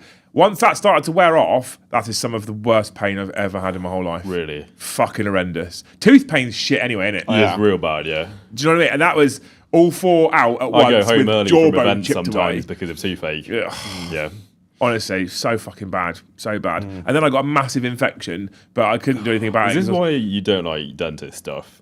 And you didn't go partly, yeah. Because I got a massive infection on one side, which they couldn't do anything for because I was on a plane to Afghanistan at the time. Oh, that's rough, mate. Jesus. Shouldn't join the army. That was, yeah. That was the problem. The dentist was the army dentist. Anyway. Sam, thank you for the 1 gifted because we've done John already. Thank you. Scooter. Thank you for the 5 gifted memberships. You're a legend. Sam, thank you for the 2. 3 Death Company Dreadnoughts on a Storm Raven. For him as an auto include. I mean, after running them the other day, so I didn't realise that they'd been FAQ'd, the Death Company Dreads. It specifically says now that you can move into engagement range. Does it? Yeah. Good. Thank God. Because I was like, they're a bit shit. And then I was looking at their rule, and I was like, oh, to prove a point, blah blah blah blah blah. And I was like, oh, it now says you can move into an engagement range. And I was like, they're actually incredibly good. That's now. much better. They're really. I would say Death Company Dreadnoughts are peak, but the problem is they're in the Blood Angels army, which has also just got a million other because rules was written prior to that. They made a normal move, which meant they couldn't move in engagement range. I'm glad they've FAQ'd it that way. But the thing is, though, so they're more expensive than the normal Brutalis, but they reroll all hits, they reroll all wounds. They've got a 2-up armor save and 12 wounds and a 6-up feel no pain. And they can, when someone shoots them, they run at you even more. The only downside is they got no OC. But you're like, and they have the old vehicle problem of got to go around walls. Yeah, that's very annoying. But they hit like a truck. They hit good. Yeah. Armor of Contempt is their worst nightmare. Yeah, and being AP2, which is dumb. Yeah, but they have got a punch and a sweep attack as well. That is nice. The Talon. I don't know why you'd ever not have the Talon version. Yeah, because the only benefit is you get like a bolter or something, don't you? You basically get an AP1 storm bolter. A couple of shit guns. Yeah. It's like there's no reason. Just don't bother. Just don't take it. Yeah, I think I do wish Brutalis Dreadnoughts were legit good. I think they should just swap the points for Brutalis and Ballistus. Yeah, because Ballistus are like insanely cheap at the moment, and they're actually quite good. The Brutalis has got good rules, like it does more wounds on the charge. It's fine. It's just just other dies things. Too easy. Space Marines have the problem of here's 1,000 data sheets, and the best ones you'll take 3 of, and all the other ones just never get looked at. Yeah, like I do think that we should get to a point where Games Workshop needs to combine some data sheets, like the captains and the dreadnoughts and stuff, and then just flat remove some units. The thing is, there's a negative impact to combining data sheets. Is if you have a captain in Terminator armor and a captain in a jump pack, they want different abilities because they've gone down this route of giving every data sheet an ability, and it's not enough to say one's got a 2-up save, one's got fly and a 12-inch move. They want them to have an actual impactful ability related to what their battlefield role is. You would lose that. I'm okay with that. I think there's too many rules anyway. Yeah. But then the only other way you make it work is, I think honestly, and I know you have. I think it was Tuesday we might have been talking about this, and you disagreed. I think you need granular points to make that worse because I think a jump pack may or may not be worth more or less than Terminator armor. Yeah. But at the same time, it's like, so the jump captain gives you +1 strength on the charge, which is good, and he gives you a stratagem for 1 CP less. For 1 CP less. The Terminator captain allows you to do a stratagem for 1 CP less and allows you to re-roll charges. And I feel like re-roll charges is a Terminator thing. Gary's made a point which I don't want to read out, but I'm going to read out because I don't want to read out because I know I'm going to send Joe off on a fucking 45-minute rant right now. Yeah. He says, look at Space Marine Dreadnought sheets, then look at Armored Stroke War Dogs and compare points. It's depressing. I only read that out because this is the thing that he's been ranting about for an incredibly long time. I just love Spudnuts. I might take War Dogs and World Eaters. Not gonna lie, good. They're too good not to take. The shooty ones are so good. They should not be OC8. Yeah, they shouldn't. They should be 5. They should be 5. I agree with that. Because I was talking to Lee about it because he was like the big ones knights are 10. Are OC10, but when they get bracketed, they go down. They go down to 5. So when a big knight is bracketed, it's less OC than a baby knight, which never brackets. The baby knights are potentially the most efficient unit in the game. Oh, point for point. Especially in Chaos Space Marines where they just walk through walls. Yeah. Chaos Knights. Chaos Knights, yeah. I just think... I need to get in the bin. I love a Spudnaught as well. It gives me warm feelings when I see a Spudnaught. I love a Dreadnought. Yeah. I'm sad that Chaos basically don't have any now. Yeah, and it's like... War Dogs. And that's true, yeah, that's our new Dreadnought.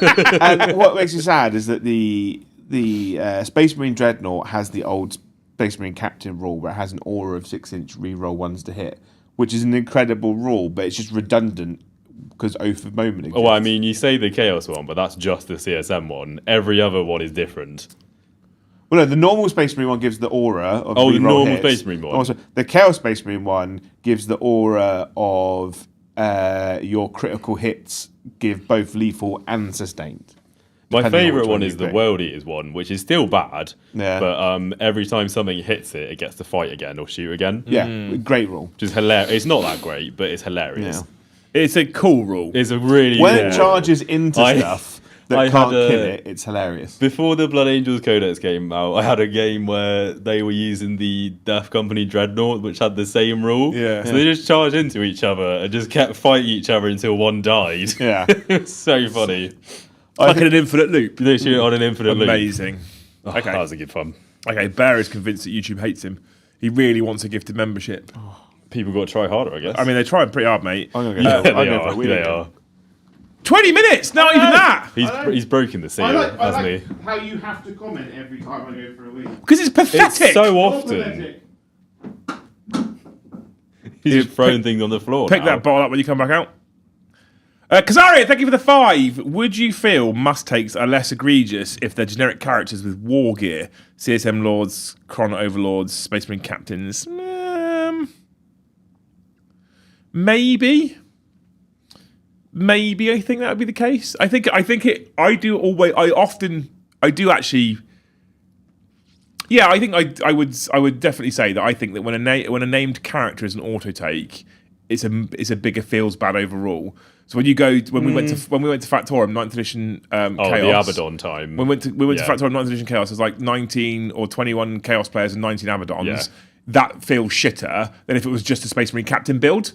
It does feel shitter. I guess it does. I'm never that bothered when one unit gets spammed by everyone. On the flip side as well, having said that, on the flip side, I think when someone finds a incredible build of some sort, it's less prevalent now because it's character plus enhancement.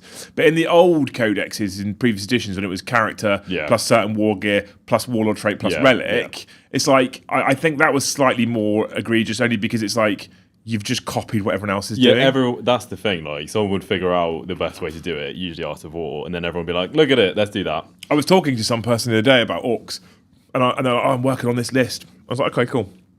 And they sent it to me. It's Tactical Brigade. Of course. Right? It was a whatever he's called in Mega Armor. Big mech in Mega Armor with the mech captain nonsense. Mech captain reroll hits. And it was 3 shock attack guns. Can I guess what the list is? And it was 3 war bosses. Yeah. And it was 3 hits of tank busters and 3 hits of breaker boys and a 2 unit 10 flash. And I was like, you haven't written this list. But that's the thing. That list, it just writes itself. You don't have to do anything. It does, but it's still clearly copy-paste now, right? With no real, here's the thing that I've done a bit different to make it mine. No. And sometimes I'm like, I don't necessarily have an issue with an individual copying and pasting perhaps 70 to 80% of a list because it's the most impactful. But, make it yours. Yeah. Make it a little bit different. The other thing as well is I don't want people to think I'm having a go right now because copying pasting or net listing has been a thing that's existed for ages. So it's a really hard super chat to answer because I did hate it when there was 18 Abaddons at one single tournament. Yeah. But I also hated it when everyone had the exact same captain build, smash captain build, for example. So I think I don't know. It's a tough one.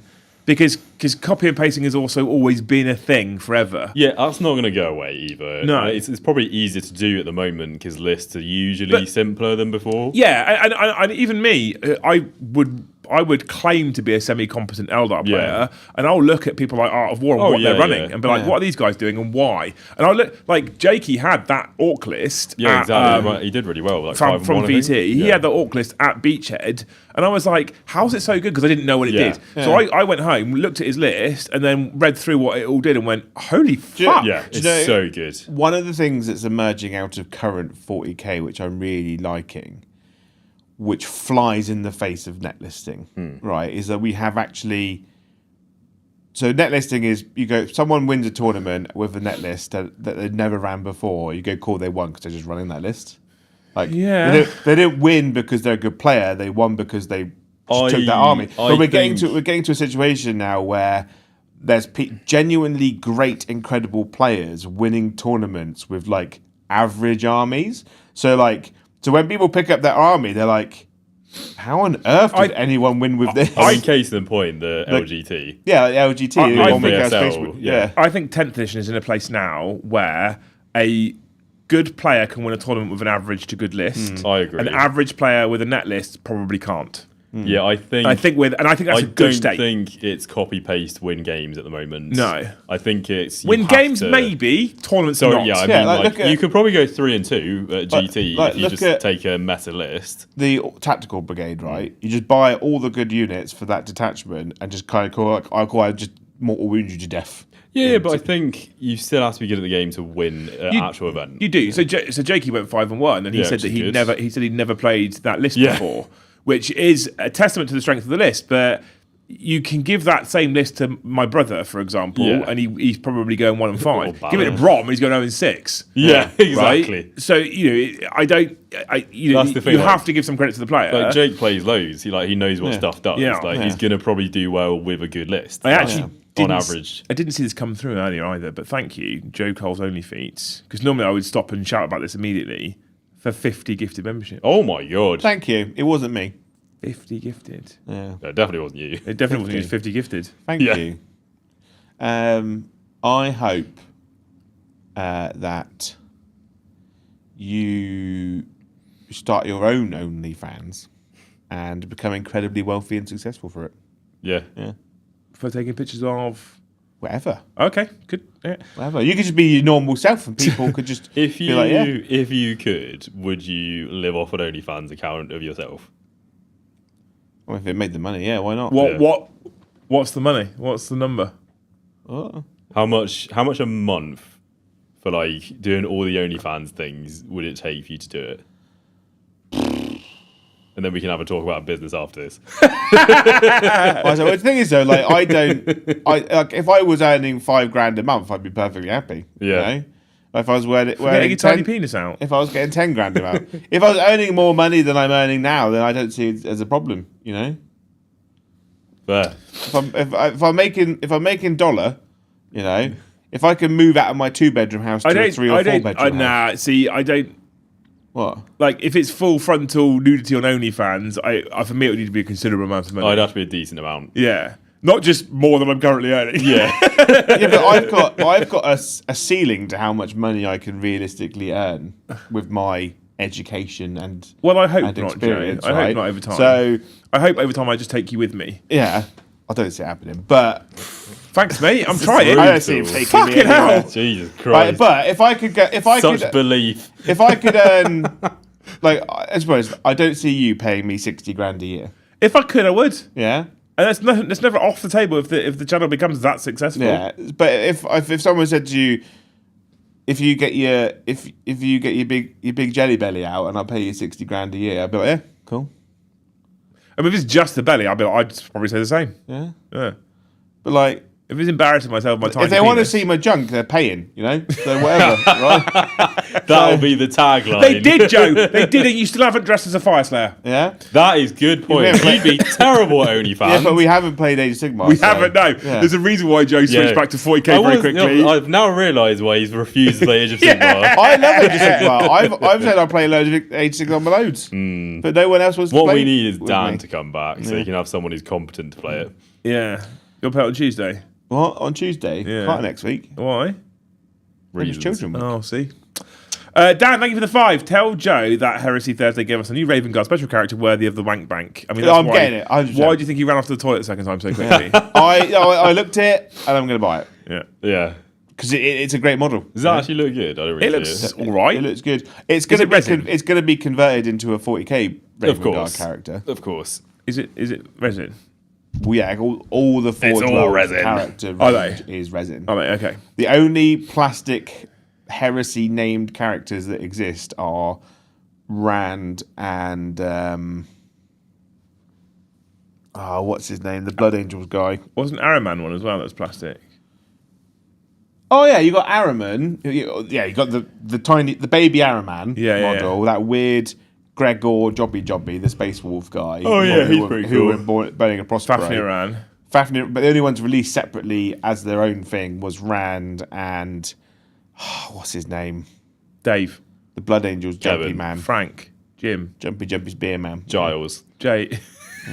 Giles is a great name for a Blood Angel. That's what I would It's a call. fucking great name for a Blood Was Angel. it? Who was the Blood Angels character we discovered the name of recently? And it was something horrific. Paddy told me. Dante, isn't it? Is it Dante? It's He's Dante, called like yeah. Kevin or something. Yeah. I can't remember Or what it was. Dennis. Dennis Dante. That's the one now. Lewis. That's it. It's Lewis. Yeah, Lewis Is it Dante? Who's Dante's actually name called is Lewis? just called Lewis. It's so stupid. Yeah. That's bollocks. Evan, thank you for the 2 gifted memberships right here. Ash, thank you for the 2. He says, G's to the Colts. Don't like you either, Liam. Good, fuck him.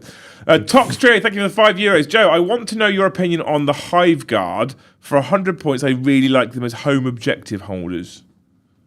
So thank you for the super chat. I have been looking at Hive Guard a lot. Zephon, Dominion Zephon, is his name. Cool, I didn't care. Great character. Which one's Hive Guard?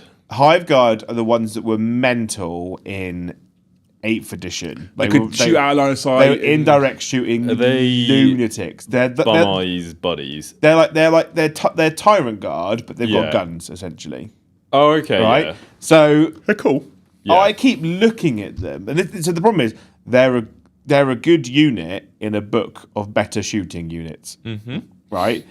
I keep looking at them because I just want to get some because they're cool. Hive Guard. Right. He wants everything all the time. The thing is, though, I just realised. So it's 100 points, Tom. Yes. Profile, move 6, toughness 7, 3 up save, 4 wounds. Okay, Each pretty of 8. tough. So 100 points, you get 3 of them, right? Damn, yeah, fair. Fucking hell. That was a lot. 12 toughness 7 wounds. It's like a tank. Yeah. They're It's harder to kill. Tyrant Guard are toughness 8, so they're like relatively the same. So you've got the Impaler Cannon, which is 4 shots heavy. They hit on 4, so if they don't move, they just hit on 4s anyway. Strength 5, -1 damage indirect. So you put out 12 shots hitting on 4s, but you can get sustained hits. As a home objective holder, Home objective's okay. they're okay for 100 points, right? I don't know Or you could take a shock cannon, which is 24-inch range, 2 shots, they hit on 3s, strength 7, -1, 3 damage, anti-vehicle 2+. Fucking what? Yeah. Just take them. So you hit on 3s, Yeah, not wound bad. vehicles on 2s. The downside is that they're AP1. That is the bit where I'm like... which is a bit... but the thing is, though, there are a lot of vehicles in the game that have got a 3-up save. True. So putting a 3-up onto a 4-up is The actually problem quite is, good. though, it is so incredibly easy to get cover with vehicles. So AP1 Yeah. doesn't really exist. So the problem that the Hive Guard have is they are the same points for 3 of them as 3 Zonophobes. Yeah, which is just better. And both of their Zonophobe firing reduce. modes are just better. yeah, Yeah. 100%. Right? However, as a 100-point home objective holder, right, no one's going to indirect those off the table, No, let's be honest, definitely right, for a not. toughness 7 guy.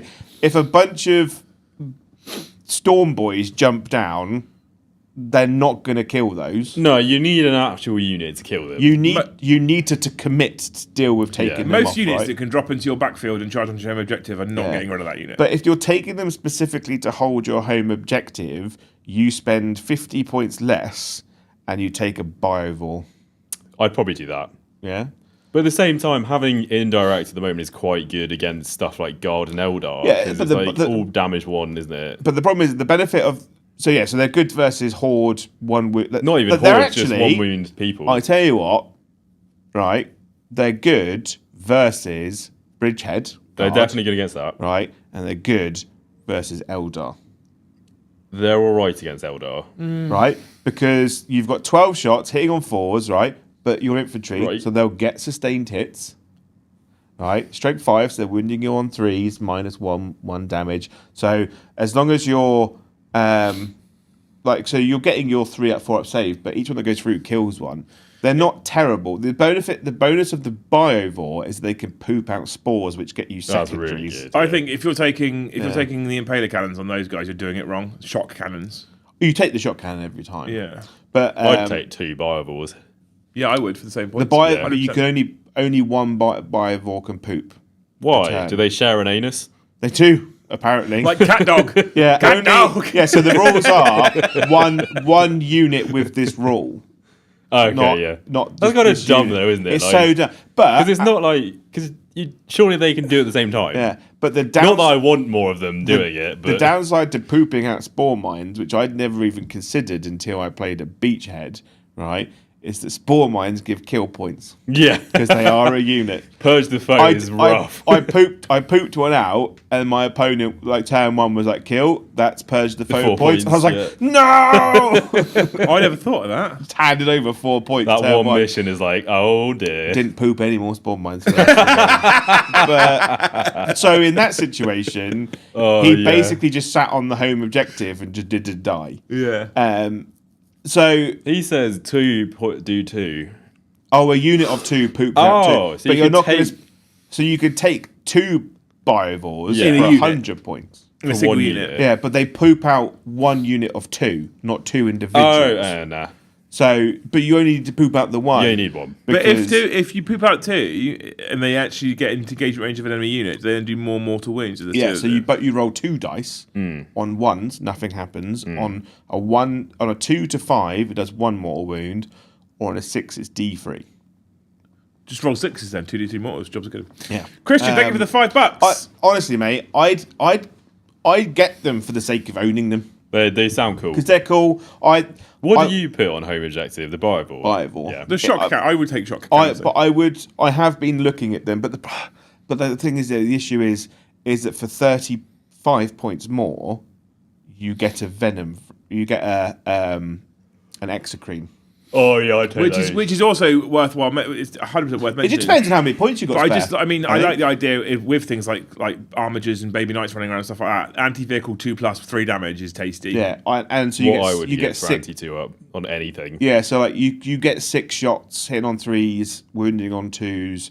Like they'll get the work done. If you play in an area where you know it's very vehicle heavy, then you can play into your local meta. I'd argue most areas are vehicle heavy currently. Yeah. I'll get some play with him. Thank you, Christian, anyway, for the $5. He's good, especially with 25 dragons in the list. Lol, Jane Czar is clutch for charging. Jane Czar is good. Like, this is what we're saying. Jane Czar is definitely not a not take. I just don't think she's an auto take. There's not a single person out there, if you put Jane Czar on the list on her own, or with 5 banshees, no one's going to go, what have you done that for? Everyone's going to go, yeah, I see why. Yeah. She's good. All the Phoenix Lords are good except old Malcolm Ra. Yeah. He's not. So here's the thing, right? If you took his data sheet and put it into a significant number of other codexes, people would be really happy to get that data sheet. What's his ability? It must be good. You can't remember. Because I don't put him in a list because he's shit compared to what you can take. That's the difference, though, isn't it? So Gary says setting a Neuro Tyrant on your home objective is also a good option. Which one's the Neuro? Neuro Tyrant's the giant brain bug that goes in with the other Zonopropes. Yeah. Because his ability is about like mortal wounds, but I'll explain it to you. So he's got a 7-inch move, he's toughness 3, 2 up save, as usual, 5 wounds, leadership 6, OC 1, 4 up and run. Everything is the same, right? His range weapons is his Malgatar, of course. 36-inch range, 6 shots, hitting on 2, strength 7, -2, 2 damage, dev wounds, ignores cover. It's alright. It's not bad. His same thing in melee, hits on 2s with 5 attacks at strength 6, -2, 2 damage. So he's a Space Marine in melee, essentially. His abilities, okay. So when he's leading a unit, and let's face it, Dark Reapers aren't bad now because they get a 5/3 damage weapon. In your shooting phase, after selecting targets for these attacks, if every attack targets the same unit, roll 1d6 for that target unit and 1d6 for every other enemy unit within 3 inches of the target unit. On a 5+, the unit being rolled for is struck by explosive to debris. After resolving all that unit's attacks against the target unit, each unit struck by explosive debris suffers D3 mortal wounds. And then his face of death in your shooting phase, after he's shot, when an enemy unit hit by one or more of those attacks, it must take a battle shock test, subtracting 1 from the result. He's not bad. I am not bothered about either of those abilities, personally. And you put him in Dark Reapers, who are strength 10, -2, 3 damage now. Yeah. For 5 of those. He's not bad. If you put him in lots of other codexes, people go, he's decent shooting, he's okay in melee. He comes with a good unit. But you compare him to basically everything else in the Eldar book, it's not worth it. Yeah. It's not worth it. How many points do you think that's a good sign for the... So this is going back to the crutch thing, right?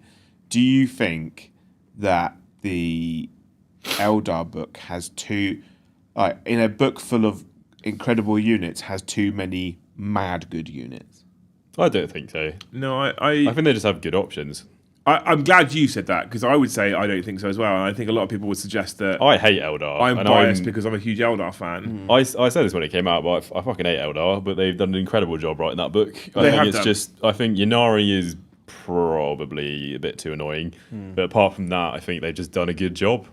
The other thing as well is that I look at the when I started writing lists for them, that's when I really thought they'd done a good job because I realised that I was reading through the data sheets and going, that's fucking cool, that's bonkers, that's mental, that's really, really good, I love that. And then I'm trying to put all what I wanted into a list. That's it's impossible. The thing. If you look at a unit's abilities and stuff out of context of a whole army, it's like, oh my god, this is the most broken thing to ever exist. But then you put it all in army, you've got to have you scoring things, you're killing things. As we were saying, there's a thing for each type. Yeah. And then when you've filled out a whole army, you're like, there's not actually that many Eldar in it. No. It's probably okay. Fire Dragons, it's probably fair to say, need to either go up in points or get a little bit less scary. But I think, I went to a tournament this weekend with 3 Eldar players. It seemed like all the games were pretty fair they were playing. Yeah.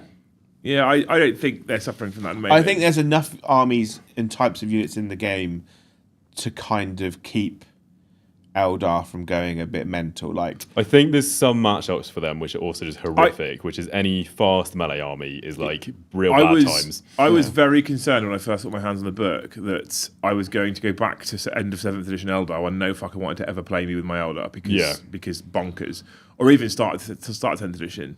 And I actually started to heavily look at other armies to be my main for the next year until they got them into the right. And now I've played them a bit and read a bit more and had some experience with them. That's not a concern for me anymore. No, I don't think so. I don't think I'm going to have that experience with people. And they do bonkers shit, but they're also very killable by lots of stuff in the game. So I don't think they suffer from that personally. But I think they're okay. I think they're probably going to get a couple of things toned down a bit. Yeah, I think you're probably right. That's about it. Tweaks. Yeah. Tweaks, right? I know what you did last roll. Thank you for the 1 gifted membership. You're a hero. There you go. Craig, thank you for the 1,000 Japanese yen. Uppy downy units for action. Scouts, mandrakes, assassins. I feel like auto takes for secondary missions. Yeah. Oh, Lone Op as well. That's one we haven't talked about. Huge. Lone Op's mental. The best Lone Op is the one in the new Blood Angels detachment, which is Lone Op. It's the lieutenant guy. Yeah, Lone Op you can give the enhancement. Get back up again. Yeah, when his reaction move, 5 upfield a Bane or whatever, and then it reacts away. If you do manage to kill him, he just gets back up on a 2. I think he's right. Uppy Downey is almost an auto take. Scouts maybe. I'm so sick of Uppy Downey. Yeah, Assassins is interesting as well because I was dicking around with Custodians list the other week when I was thinking about taking them as my second competitive choice for the I might be taking them for the thingy, and you both and Paddy bum Draxus. Fine. Yeah. I would rather have a Caladius Assassin in the list for Lord of Deceit and Lone Op. Personally, I would. I'd come back to you and say, why not both? Yeah. Fair. The thing is, though, I think the problem with the Caladius Assassin is that once she pops up and does her thing, right, people just go, I'm going to kill her now, and she's not going to escape from this kind of thing. Because most people, she has to be close to the enemy, and she's only, toughness 4 wounds. 4 up in one. 4 up in one. Fights first. You should shoot her. But I don't want to run her forward without the Custodians advancing at the same time. Yeah, whereas the benefit of Draxus is that she's got an insane shooting output and she has the ability to hide inside a unit of Custodian Guard who are like... Draxus is very, very good for many reasons, but I think the Cardus is also really good, and I think if the Cardus does die, it's basically your choice when they die, which is the strong thing about her. Yeah. Okay. Christian, thank you for the $2. Towner will be an auto include for me. You are a hero. Is that the giant plane? No, the Towner is the giant battlesuit. Oh, the one that's... I cool. Fucking... This is what I'm saying. There is a second version of auto take that we haven't really touched on. We've touched on a little bit where for Joe, often Abaddon is an auto take because it's his favourite. For me, it's Jane Zara. Angron. Angron. Back in my VT days, we called it the non-negotiables. So when you write your list, especially for new players, right? Come into the game, they're like, "Why are you playing this army?" Because I think these are cool as shit, right? So we go, "Cool."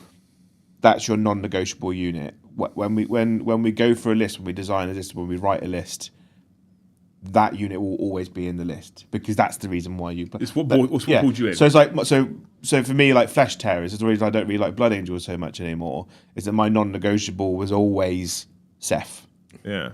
Every time. He's still non-negotiable. He's still non-negotiable. Just in the opposite way. Yeah, and like, I'm like, He just realised that it was instantly crushed. yeah, Cry. true. Yeah, they're not. It's like I always take the Swarm Lord. I always take Abaddon. You know, like there should true. always be units, whether they're good or not. You should always want to take them. This was prevalent in the group chat that we had recently when Joe were in there and went, screenshot, what do we think for a Hierophant for competitive play? And me, Paddy and Tom went, it's fucking dog shit for competitive play. Joe comes in like, oh, what? This is a question I think he's good. specifically about competitive play. Everyone's like, oh, we'll kill him in turn 1. Easy. And I'm like, no, you won't. Yes. 3 fucking fire dragons will.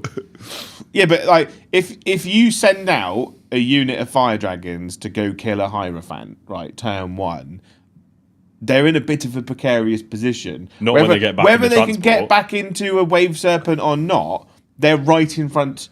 I just love how we're still talking about 300 points dropping 800 points. Yeah, which I think is wrong. So that's fine. I put him in a precarious position. I've just killed fucking over a third of your army. I don't think they do kill it in a turn. No, Should we Joe test that? doesn't believe in maths. We really need to get you on that math thing. Honest to God, right? Right, I don't care. Right, right. Maths in 40k in Warhammer can get in the bin. Right? You don't have to limit that to 40k. Dice. Joe.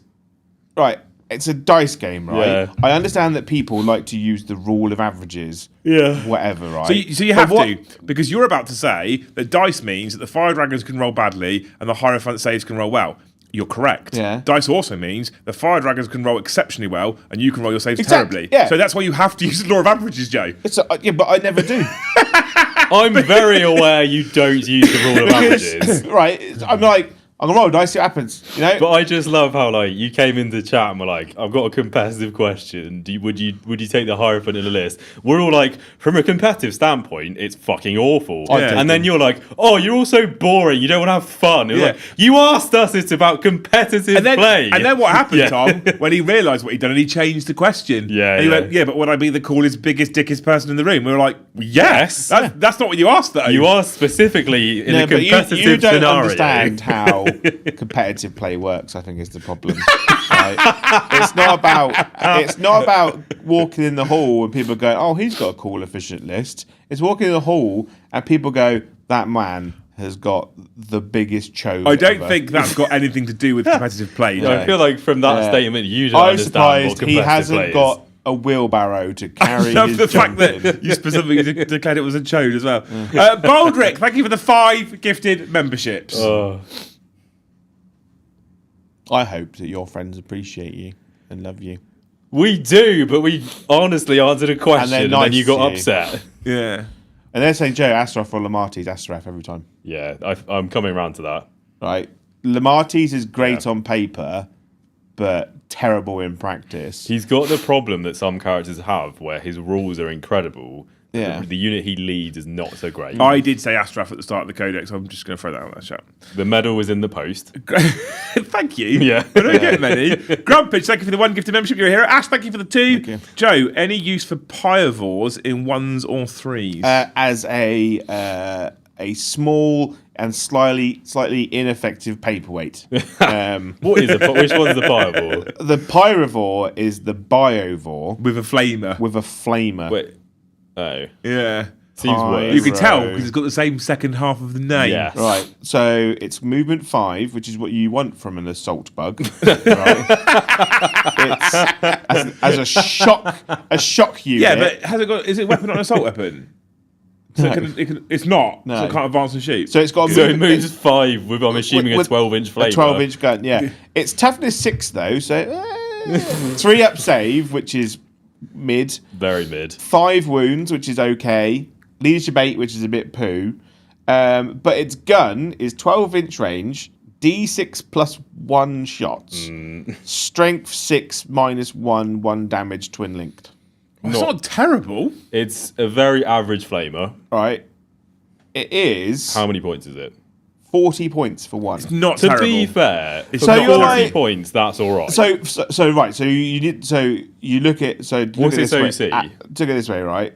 It's OC1. So Okay, it does have OC. 3 of them Is that 120? is a shockingly not 120 points. Less than 120? It's 105. They get cheaper the more you have. Because they're so bad. And in a world where you're saying lots of like multi-shot, 1 damage stuff is great in a meta with lots of Eldar. Ironically, it's that data very sheet's good. So not what's bad. hilarious, right, is It's that great in, against in, Bridgehead. in the world of Bridgehead and Eldar. and actually I would argue Orcs. No. So here's my favourite part now, chat, as well. What you're going to watch right now, what you're watching live on air, is someone asked Joe about a really weird, obscure unit that's not normally used. He goes, it's not very good. What he then does, this happens often, is he starts reading the data sheet, and by the time he gets to the bottom of the data sheet, he will convince himself it is good. It's also a harvester unit. no.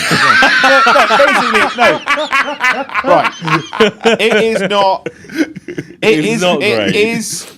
It's not Right, great. so for 105 points, you've got 3d6 plus 3 flamer shots. What is Yeah. its keyword as a Strength as a 6 thing? minus 1 Yeah, I think it's all right. That's which reasonable. is not terrible. Which Twin is its linked, is keyword. it? Yeah, it's twin linked. It's twin Okay, linked. that's all right. Strength 6 twin linked. So if you said, you got 3d6 twin linked flamer damage 1, you're like, I'd avoid 100 that points. if I could. you wouldn't want to go near it, would you? As an orc player, you go, cool. I'm not going through any walls. I'm not going through any open ground today. Probably not. Yeah. I don't think they're terrible. I think they're all right, actually. In the meta, Is like you it- say, meta Bridgehead specifically, they fuck Yeah. shit up. I Is think it a they have a beast? place. Is this a beast or a monster? It'd be beast one, actually. It is infantry, Oh, so it can run through the walls best, as well. Actually, not the best one, but yeah, a good one. Yeah, it's Liam, We get 3. Yeah. we actually had 3, and someone What does left the with them. harvester give it? So harvester is good, and there is a harvester detachment, which Is it a basically good allows. detachment? It's a meh, right, a detachment, but you know, like in I think the only bad thing about that unit is the movement 5. Yeah, I'd agree. it's an interesting It's choice. kind of because like that's the same thing that scuttles around in Space Marine 2, isn't it? Yeah, it's the thing in Space Marine 2 that moves at the It speed moves like of, the 50 speed miles of light. an hour. Yeah. It's It's like pew, and it's still- apparently movement 5. Yeah. I still think auto hitting flamers with rerolls to wound at strength 6 is not terrible. I'll be honest. No, rerolling wounds Right. on flamers is great. even if you take a couple units of 1, right? You take 2 units of 1 at 40 points each. For an outflanking unit to get you engage or even behind from like turn 3,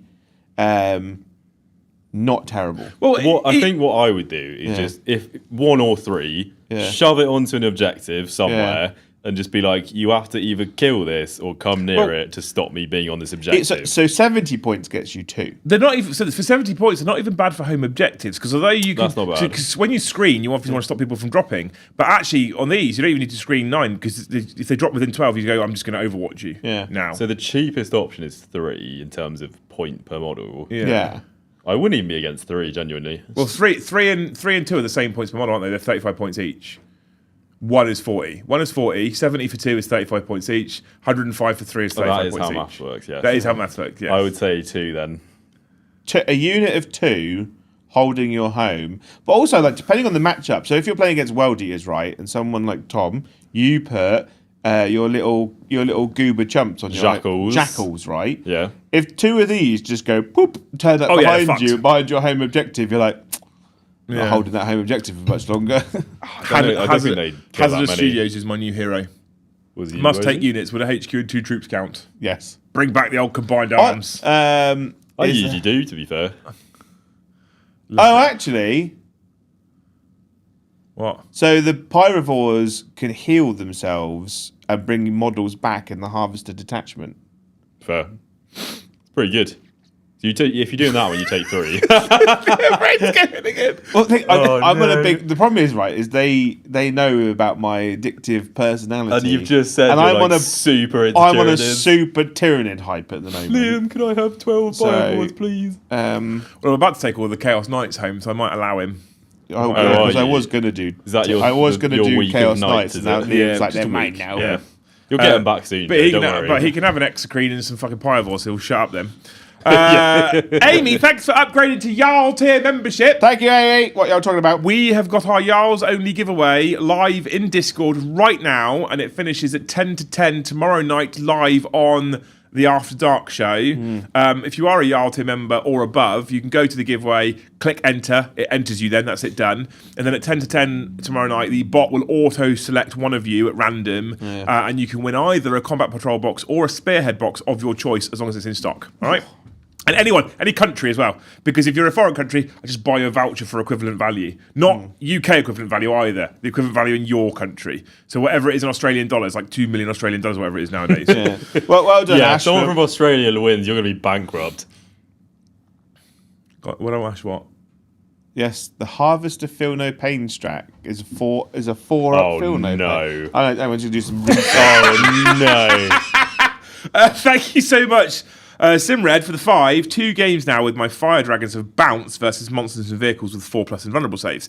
Dawn with Techno Priest, Nig, Big Bugs, and Experiment with Mugen Ra. So the downside with Fire Dragons, and one of the things that does neuter them slightly, is that 4-up invulnerable save, and the fact that, like as Joe alluded to, it is a dice game, and there are occasions where you'll play a player who doesn't make a single 4-up save, and there's other occasions where you'll play a player that makes all 4-up saves. Me and Tom played a game earlier, right? And you really struggled rolling 4-ups versus damage-free guns. Yeah. I was like, I've hit you 6 times. I've wounded you 5 times. 5 dead custodes. Whee! Didn't struggle so much when it was AP1 though, did I? No. And that fell apart. Yeah. So I get it, but they're still the strongest unit in the book, and Mugen Ra is still a bit shit compared to the rest. So experiment with him all you like. I'd love to hear how you get on with him. He's not bad. It's just, if you're comparing Mugen Ra with Fire Dragons, they both do different roles.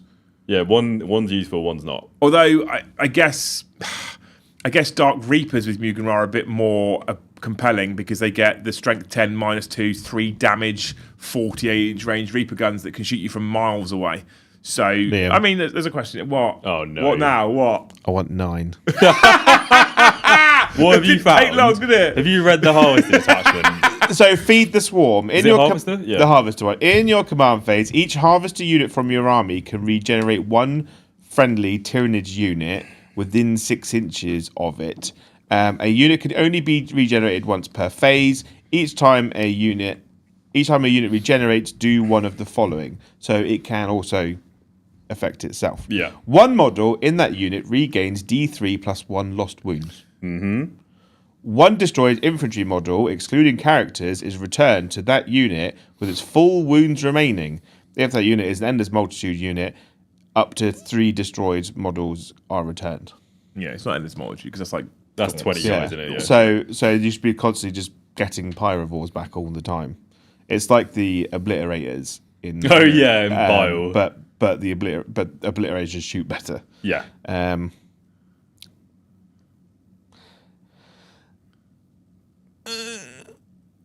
What's this about? Feel No Pain. Go on. I'm looking for the Feel No Pain. I thought I it was thought you broke. Live Pan, I think of the 5. Do you think swapping a Judicar and Blade Champion with no changes to stats or points would change either the Space Marines or Custodes roster?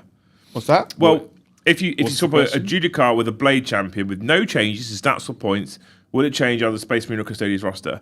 I think the Custodes roster doesn't change a lot at that point. So if you put the Judicar in Custodes, he just sits in fucking Wardens. They lose advance and charge. They get fights first. Banging. Yeah, thanks very much. Cool. No worries.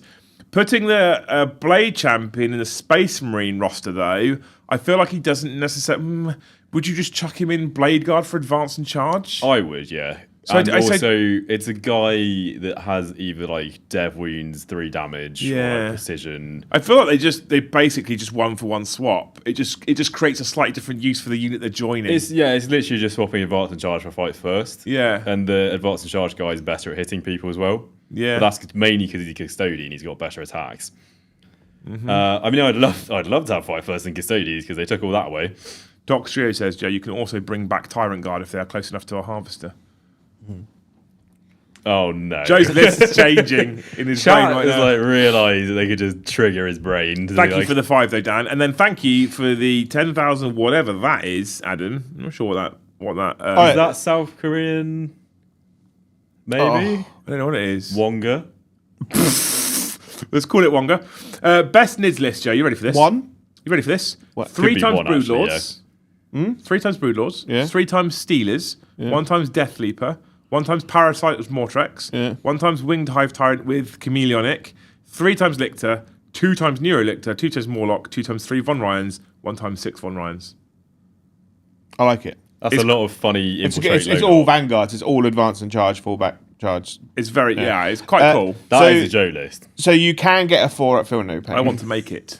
You get a 5 up, but if you're on an objective marker, you control, it goes to a 4 up, but it's 2 CP.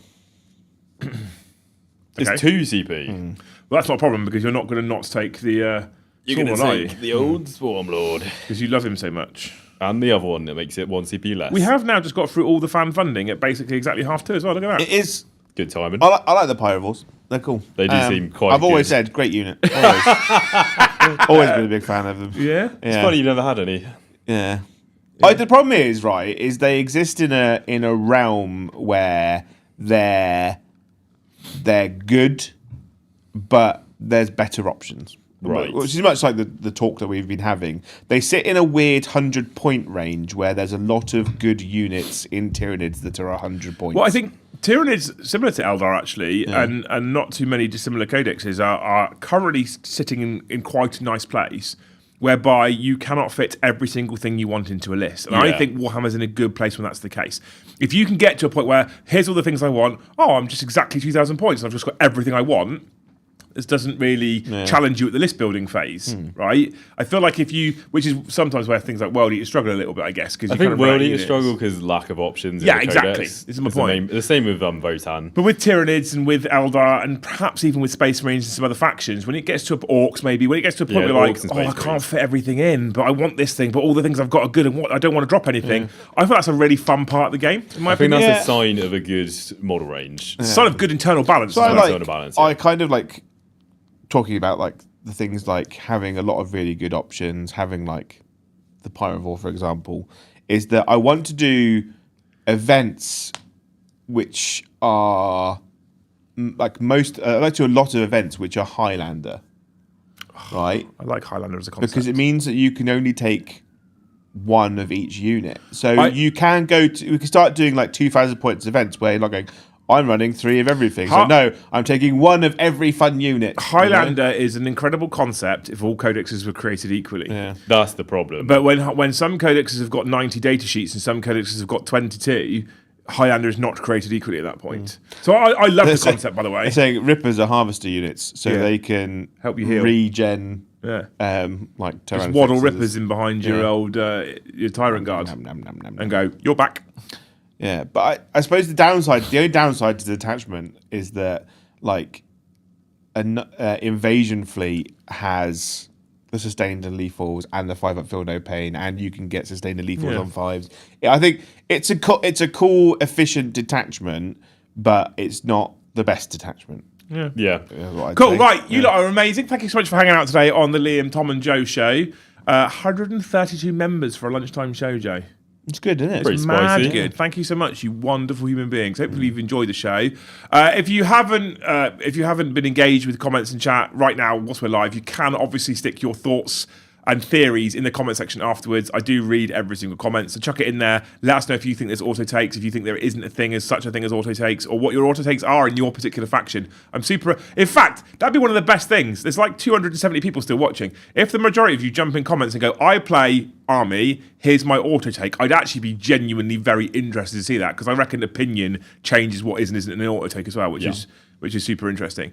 But thank you for hanging out with us. We do have a live game of Warhammer 40k tonight. These two lunatics will be going at it on the tabletop, and it's World And we'll Eaters. use models as well. It's World Eaters Dark Angels. Yeah. Is it Yeah, Dark I think Angels? so. Yeah. World Eaters Dark Angels tonight at 7:30 for you wonderful people. So Chaos versus Chaos, and then tomorrow we're back at 8:30 with 40k After Dark, or Warhammer After Dark, or whatever the fuck I call it nowadays. I don't remember. Liam show. The Liam show with Luce, because people care Liam about her and more Luce. than me. So anyway, thank you so much for hanging out, you wonderful people. I hope you've enjoyed the show. Hopefully we'll see you tonight at 7:30. If not, we'll see you in the next one. Bye, have a wonderful time. Bye.